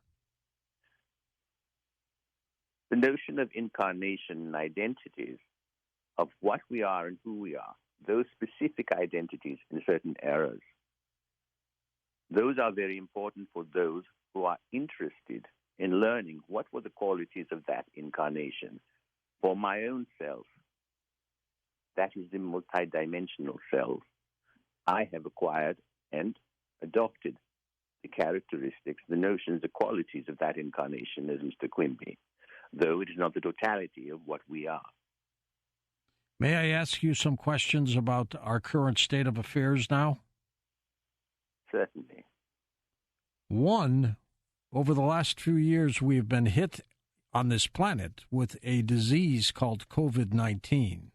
It seems to be waning. It seems to be going away. Do you see that? When one is inquiring about what one part of your society considers to be actual, and another part of your society questions the validity or the reality, as it were, in this particular matter, we would first begin to tell you that the prediction of the Mayans that you have interpreted as the year of 2012 was 8 years off. And we, through various channels, transmitted this information when you were celebrating or commemorating 2012, that you were 8 years still shy of the transitional state, a tectonic shift in consciousness. And that would be brought about by certain changes in the environment, whether it's internal or external, in society. And that would be what you are referring to as the COVID-19 or this virus.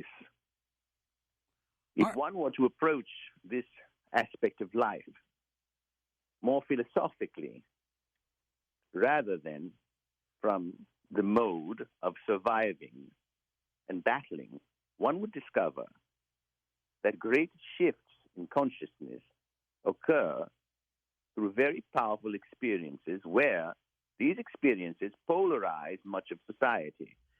And in that contrast and in that friction of consciousness and opinions is where a new chapter of life emerges. And by the chapter of life that we are referring to, It is not your political system. Rather, it is a rethinking of how you have been living. And what were the benefits of this occurring? That's the question that we are very happy to answer for you, to contemplate, or you may ask further questions. We seem to have a tense situation between a couple of countries, Russia, which was still around when you were born, and Ukraine. They're at war. Do you see anything happening there? The attention of the mass consciousness of the world that is directed at this conflict currently is helping to shape and create the reality that both opposing sides have agreed to. Now, let us expound on this for you. There is no event that is not co-created. All intelligent, sentient beings that are souls have agreed upon this interaction beforehand, and this information or this truth is subject to great discernment or perhaps even anger. For the nature of humanity is that if there is destruction and pain involved, then it is wrong.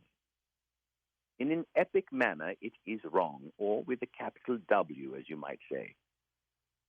And yet, all further steps towards oneness on your planet currently are happening through battling. Now, this is an age where you are achieving successes, as you might call them, or changes, through this fighting or battling. Now, the age that you are currently in is the age of energy utilization. If you are looking at wars, you are seeing that the current wars that seem to continue in your Middle East are over a fuel source. You understand this, don't you? Yes. The wars in the Middle East are over oil. Do you agree? That is pretty partially the reason. That's true. Yes. If there was nothing to gain financially there, as in many places in the world where there is great human rights and suffering, there are no interventions happening there.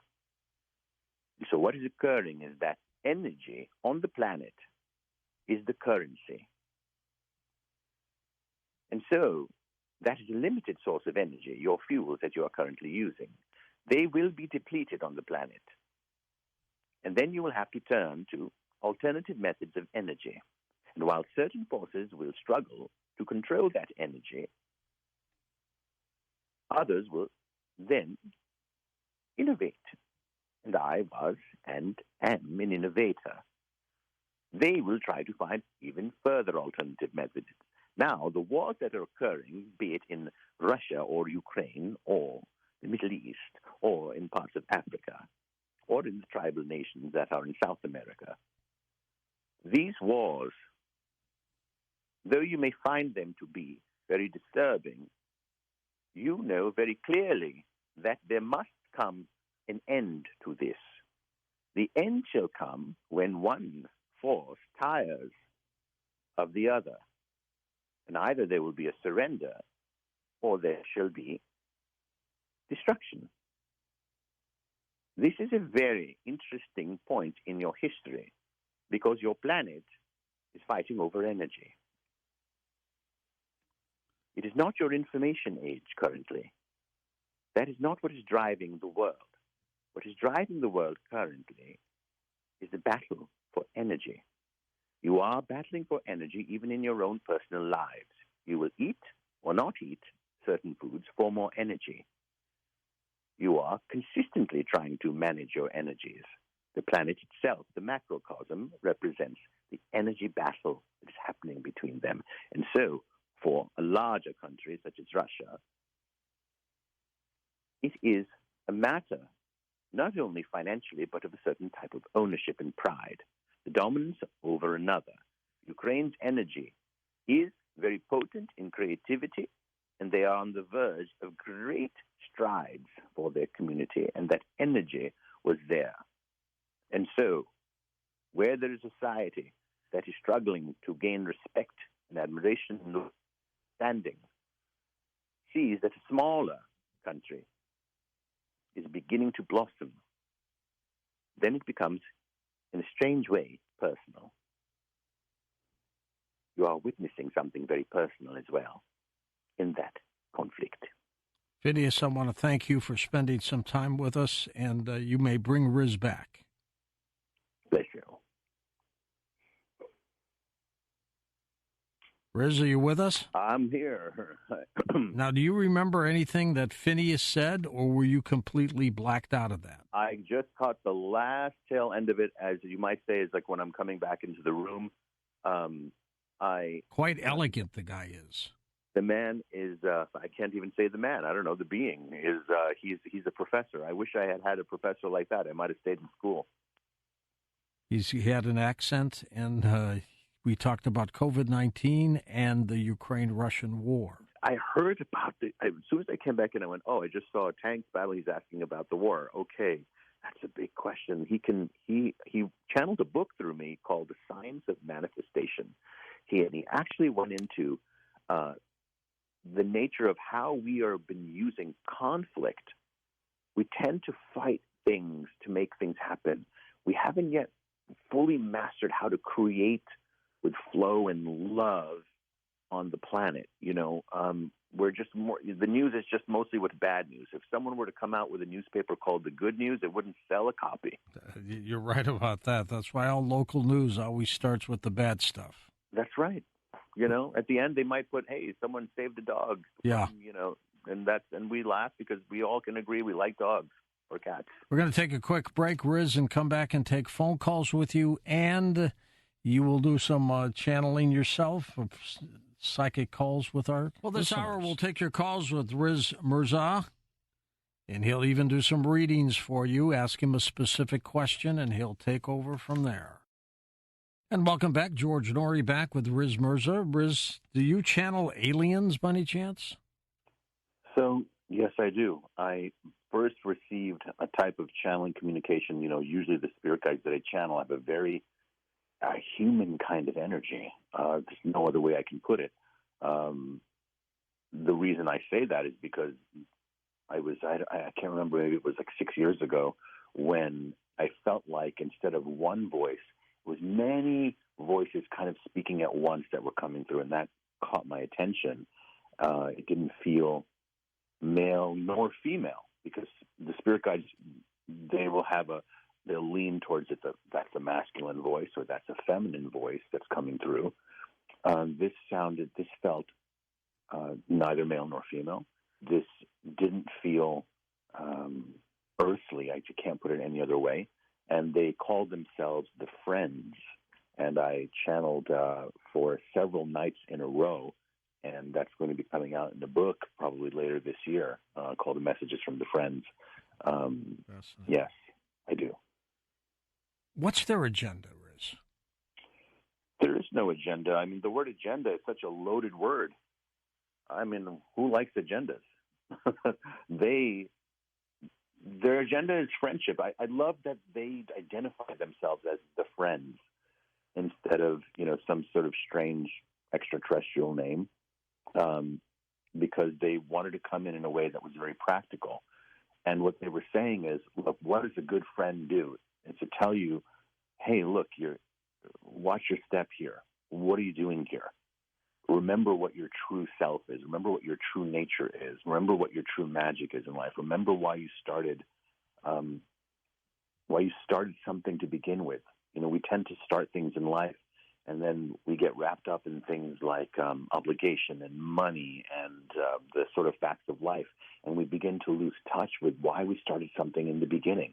And it's so important to get back to that. And that's just even like with careers. But by the same token, these extraterrestrial or interdimensional beings that came through me, their message was get back to yourself. Now, that was the spiritual emotional message. They also came and spoke a lot about technology and where we're going to be in 20 or 40 or 50 years. And it was fascinating. So it's going to be a great book. Some ufologists, Riz, think that they have a very nefarious reasoning behind these ET visitations. You don't think that's the case? Well, I do know that there's not just one race of beings that visit the Earth. Right. So there are many. So you have what people just simply put the good guys and the bad guys and the neutral guys. I mean, I don't know. I mean, look, I'm not a vegetarian, but I'm sure, when we eat chickens, maybe they see us as we're just, Earth is just a place where they pick us up and it's neutral for them. I mean, it could be. What do we know? It's all so mysterious, George.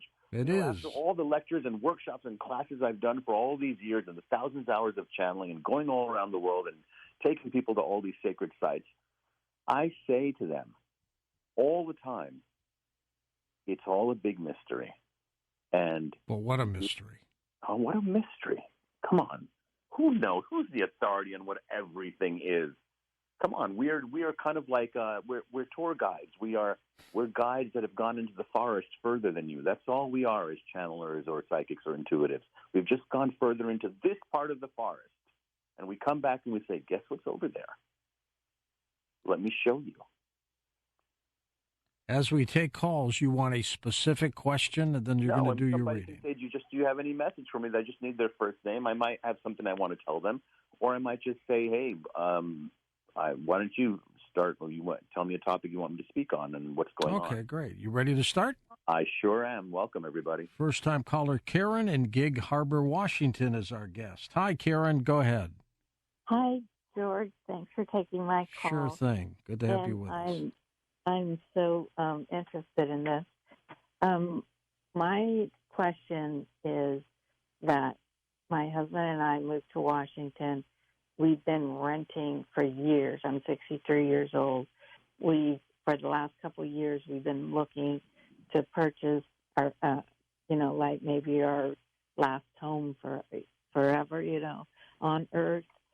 So I'm just wondering if that's going to happen. It's a great question, Karen. Thank you for that question. I wanted to say something about that question first, about how I see things psychically when you ask me a question about when. By the way, this is not a matter of if you're going to do it. I see more, this is a matter of when. So when I look into answering that question psychically, it's something like, Karen, when you open the oven and you see, how long you got till the cake is finally baked? Right. Oh, it's about 20 more minutes. That's right. How I see things psychically. So it's not 20 minutes, but if I were to give you a timeline of where I see this at the very beginning of next year for you. Okay, so we're looking, but that doesn't mean you stop looking. I see that the time to start looking is not actually now. Wait till the middle of summer. I feel that that's when it's going to open up. I also see that this house that you're going to get, I know you said it's Washington State. Is that correct? Yeah. But I would like you to be near a body of water. I think that your husband needs to be by a body of water to take some walks around it. That's so very true. We live by surrounded by the Puget Sound. Wonderful. I have a question for you, just real quick. How have you been doing with how you've been sleeping lately? Are you getting good sleep? No. Yeah. But I'll tell you a quick thing is I was in a terrible accident. I caught on fire from head to toe. Oh, geez. And I was on a ventilator in a induced coma for several months. When did this happen, Karen? 1998. And they've done studies, and they just say I don't have a sleep center. Like I can't go to sleep by myself. Yeah, that's what my focus is on your sleep. That's why I asked. It's very important for you. And now, look, I'm sure you've tried lots and lots of things. I do think that part of your sleep, just part of it, not the totality of it, but part of it is emotional, part of it is physical, correct? Because if you get the house and you're by the water and you'll feel settled, and it's almost like your spirit, your mind can rest a bit. And the other part is physically, it's super important for you, and I would recommend for you, is to find someone who does, if you can take it, gentle chiropractic alignments, gentle, Okay. to kind of reset a bit of the nervous system, and it will help you sleep. And try that. You have to give, Karen, some more holistic or alternative methods a chance. I do feel that that's going to help, and I wish you much, much luck and love in this. And I do see that's the timeline for you, and the sleep is going to get under better control this year. Okay. All right. Good luck, Karen. Hope everything works out for you. Next up, we're going to Marlene in Vermont. Welcome to the show. Hi, Marlene. Hi. Thank you, George and Riz. I've been having a matter of bad things happen to me for the last 5 years, health-wise, finance-wise, things going wrong. Mm-hmm. And I just wanted to know if anything's going to if it's ever going to get better, when, how, Okay, I'm going to take it piece by piece. The first thing I want to ask you is, in the house that you're living now, yep. You sound like a spiritual person to me. Are you doing energy clearings in this house? Are you burning some sage? Are you making sure that the house's energy has to stay uplifted? I know you're going through hard times, but it's super important that you keep the energy in the house high, because I feel it's a bit stagnant right now. Do you understand? Yes. Okay, and you have this in you, because I feel it's so interesting, Marlene. It's like the first thing that I get is that actually you're quite intuitive yourself, and you kind of you've been very sensitive since you were very, very young in this way spiritually. Is that correct? Yes, I feel things from people. Yes, so I would call that you're an empath. Are you familiar with that term? Yes, I called myself that. I went to the hospital, and people were like, you could feel the vibe of it was bad. They weren't getting along. They weren't really saying much, but you could just feel them. Exactly.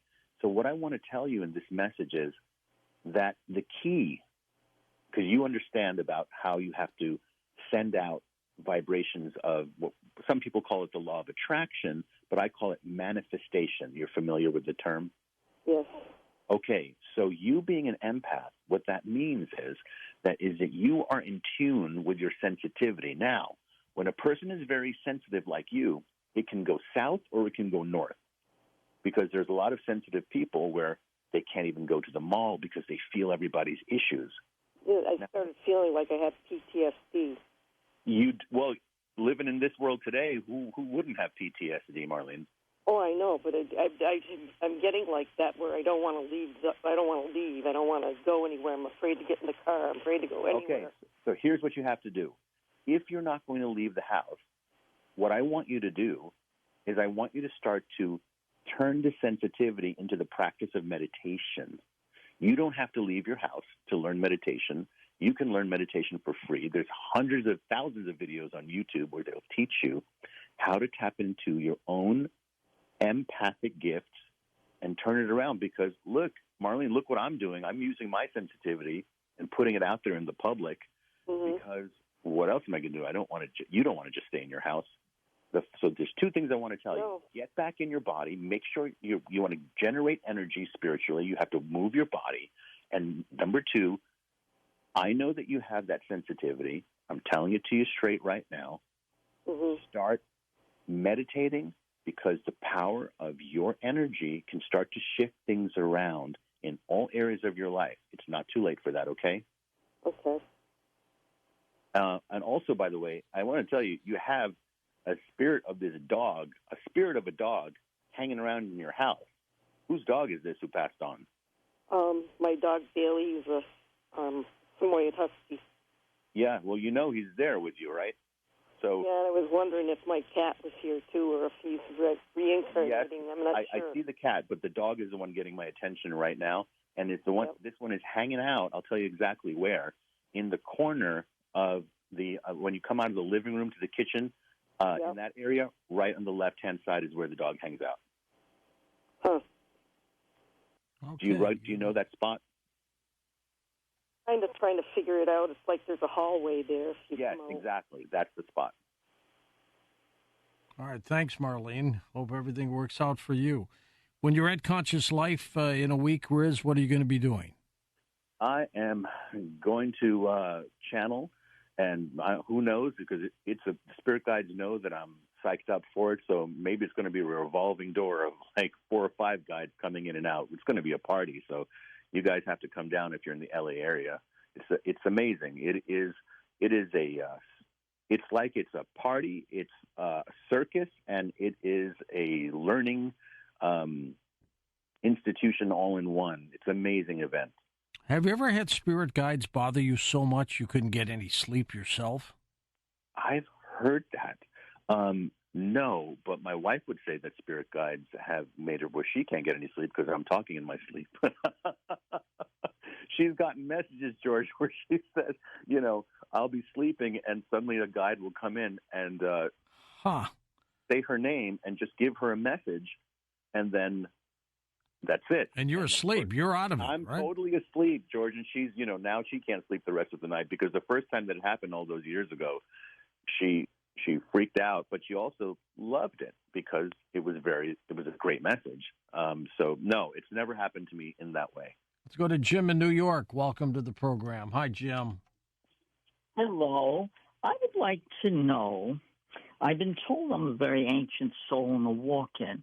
What is the rest of my life supposed to be like with the mission I was sent to do?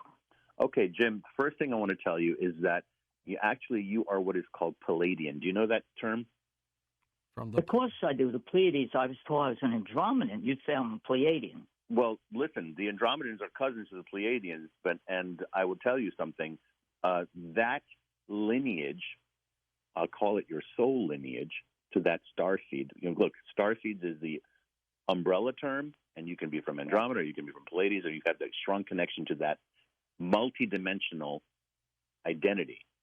You are here to do what is called the automatic writing. Have you started? No, I've never been able to do it. Okay, so what do you think is stopping you from here? Because you're trying it. I'm telling you, you can do it.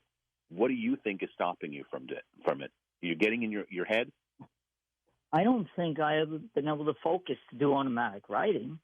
Okay, so how about automatic speaking? Because you already know this about your starseed lineage and connection, it means that you're already tapped into at least accepting that as a fact for yourself. You have to give that more credence. You have to trust that more. When I first started channeling, part of me thought I was making it up or I was imagining it until messages started coming out and people were saying, that's true, that's true, that's true. So it is about you giving it that chance. If you're committed to a mission, Jim, if you're committed to a mission, let me ask you this. Right now, at this very moment, what is your message to the world that you would want everyone to know? My message to the world. Yeah. What do you believe? We need selfless love and peace, I'm hearing, or we won't survive. Thank you.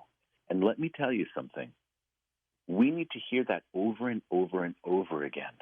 But we also need you to tell us stories and to be the dad to people and say, let me share a story with you. Tap into the part of you that goes, picture like the way grandpas used to tell stories. And just begin. Because when you come from love, the words, your guides are going to place these words upon your tongue. And then you begin to speak. By the way, Saint Germain is one of your guides. I've communicated with Saint Germain, but Mother Mary more than anyone. She saved my life when they attempted to murder me. Okay, so if your life was saved by her, then you have a purpose, and you can't sit on it anymore. Get going, and don't be afraid to make mistakes. Don't be afraid to be messy, because if your heart is in the right place, you will be heard, okay? I just don't know how to do it yet. That's all. Hey, listen, I got a bunch of videos online that are free. Just go to my YouTube channel and start watching. I show you how to drop in and connect with your guides. You got no excuse. It'll come naturally, to be sure. Do you take sessions through your website, Riz? I do. People can schedule themselves online, and I do half-hour phone readings and more, even coaching. And Conscious Life next weekend? week. Conscious Life next weekend, George. Are you ready for a party? It's going to be a party, man. I'm working those things. I work. How can you have fun? All right. Well, hey, look, it's just amazing. Look, what we went through the last 3 years. Everybody having to be separate from each other, and then being a little scared to get together, and some people not. But this year, the overarching message that I get for this year is that you are taking your own personal freedom back, and you're deciding that you're the creator of your reality. And that's what I'm seeing it happen all the time now. People are coming to me and saying, it's not religion for me, it's not politics for me, everything has disappointed me. And I go, good. Now you are broken and open, and you are ready to realize. I heard you're going to do about 3,000 readings there. Man, I can do them nonstop. I go on the streets of LA and video it. I don't edit my readings, by the way, guys. I have a camera follow me, and I just have people I go right up to, and if they want to get a reading, I do it right there. There's no edits. I don't know these people. I really like to show. And by the way, a lot of psychics, when they make their videos, they will only show the most perfect answers that they ever gave. If I have a miss or something doesn't land on the person, I show that too. You show everything. Riz, we're going to come back and take final calls with you in a moment on Coast to Coast AM. And we'll be back in a moment with Riz Mirza as we're talking about these incredible things that he channels, and we'll take final calls on Coast to Coast. On our next Coast to Coast program, Jeff Harmon joins us, an astrologer, to talk about the year ahead. And then later on, Jacob Cooper joins us to talk about the afterlife on Coast to Coast. And we're back with Riz Mirza. Riz, it seems like you do not sugarcoat any of the things you say. You just lay it right out there, don't you? It's the New Yorker in me, I guess. Well, there's nothing wrong with that. Do you say hi to people in an elevator? No, I lived next door to people for 30 years and never said hello. But now, when I moved to California, I suddenly have to be friends with everybody. I love it. Let's go back to the phones. Let's go to Barb in California, west of the Rockies. Hey, Barbara, go ahead. Hi there. Hi, Barb. Hi. This is pretty wild tonight. It sure is. Go ahead with your question. Well, my question is, I'm kind of at a crossroad, and I sold my rental properties, and I need to buy at least a house for myself, and I can't decide where to retire. Okay, hi Barb, it's Riz here. Where to retire? Yeah, north, south. Before I even get to this answer, I just want to say you're not really going to retire. It's just going to look like you're retiring.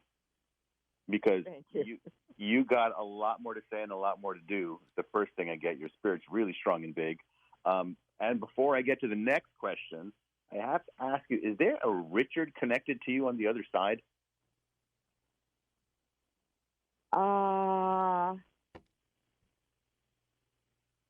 don't think so. What is your connection of? I know you're calling from California, but what is your connection going over to the East Coast of New York? Robert. Oh, my twin brother. What's his name? Robert. Well, you came close from Richard to Robert. Thank you. Okay. Well, there's somebody here.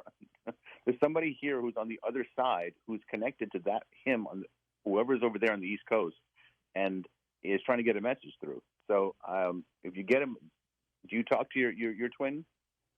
Yeah. Yes. Okay. Give him this message because it's about his health. Okay. So there's some neck or shoulder thing that he's gone through, and they're kind of giving him a little love on that area. So it's back, neck area with him. Oh, yeah. He was a tennis pro. He had a rotator cuff surgery recently. Thank you. Okay. And they're just kind of saying, they're just saying to him, they're helping and sending some energy from the other side to him on that. Okay. Okay. All right. Now I can get to your question about where you want to be. Now, how do you feel about Southern California? That's one of the options I've been weighing. Well, I'm going to tell you where I see it. It's in the area of Carlsbad. That's a pretty area. Yeah. Have you I've thought been thinking about that. Well, what do you know? I must be psychic, George. I think you are, Riz. I think you are. That's where it is. Enjoy it. It's going to be great. Yeah. I know Richard down there. There's the connection. There you are. Go for it. All right. pretty. Thanks, Barb. Appreciate it. We got a whole bunch of calls, not a lot of time. Let's go to Susan in Roseville, California. Lots of Cali calls. Hi, Suze. Hi, Riz and George.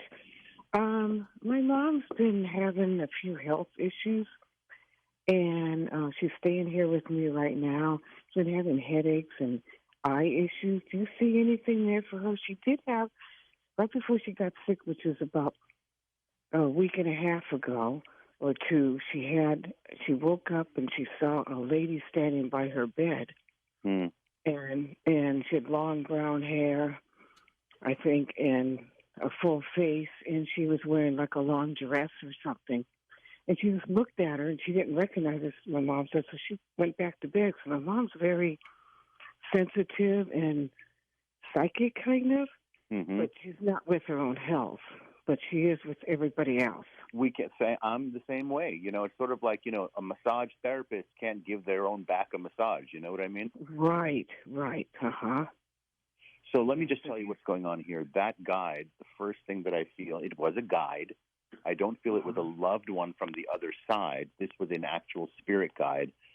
Okay. Why at night? That's the question. Why not in the daytime? Well, it's because when she is more relaxed and surrendered, meaning just right. in, that's when they come. And that's when sort of this transmission of healing energy goes in.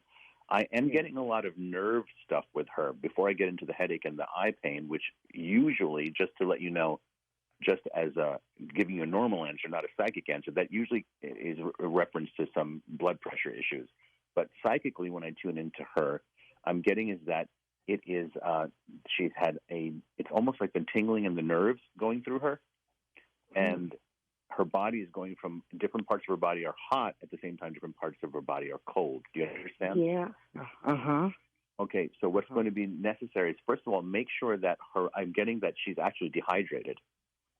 Okay.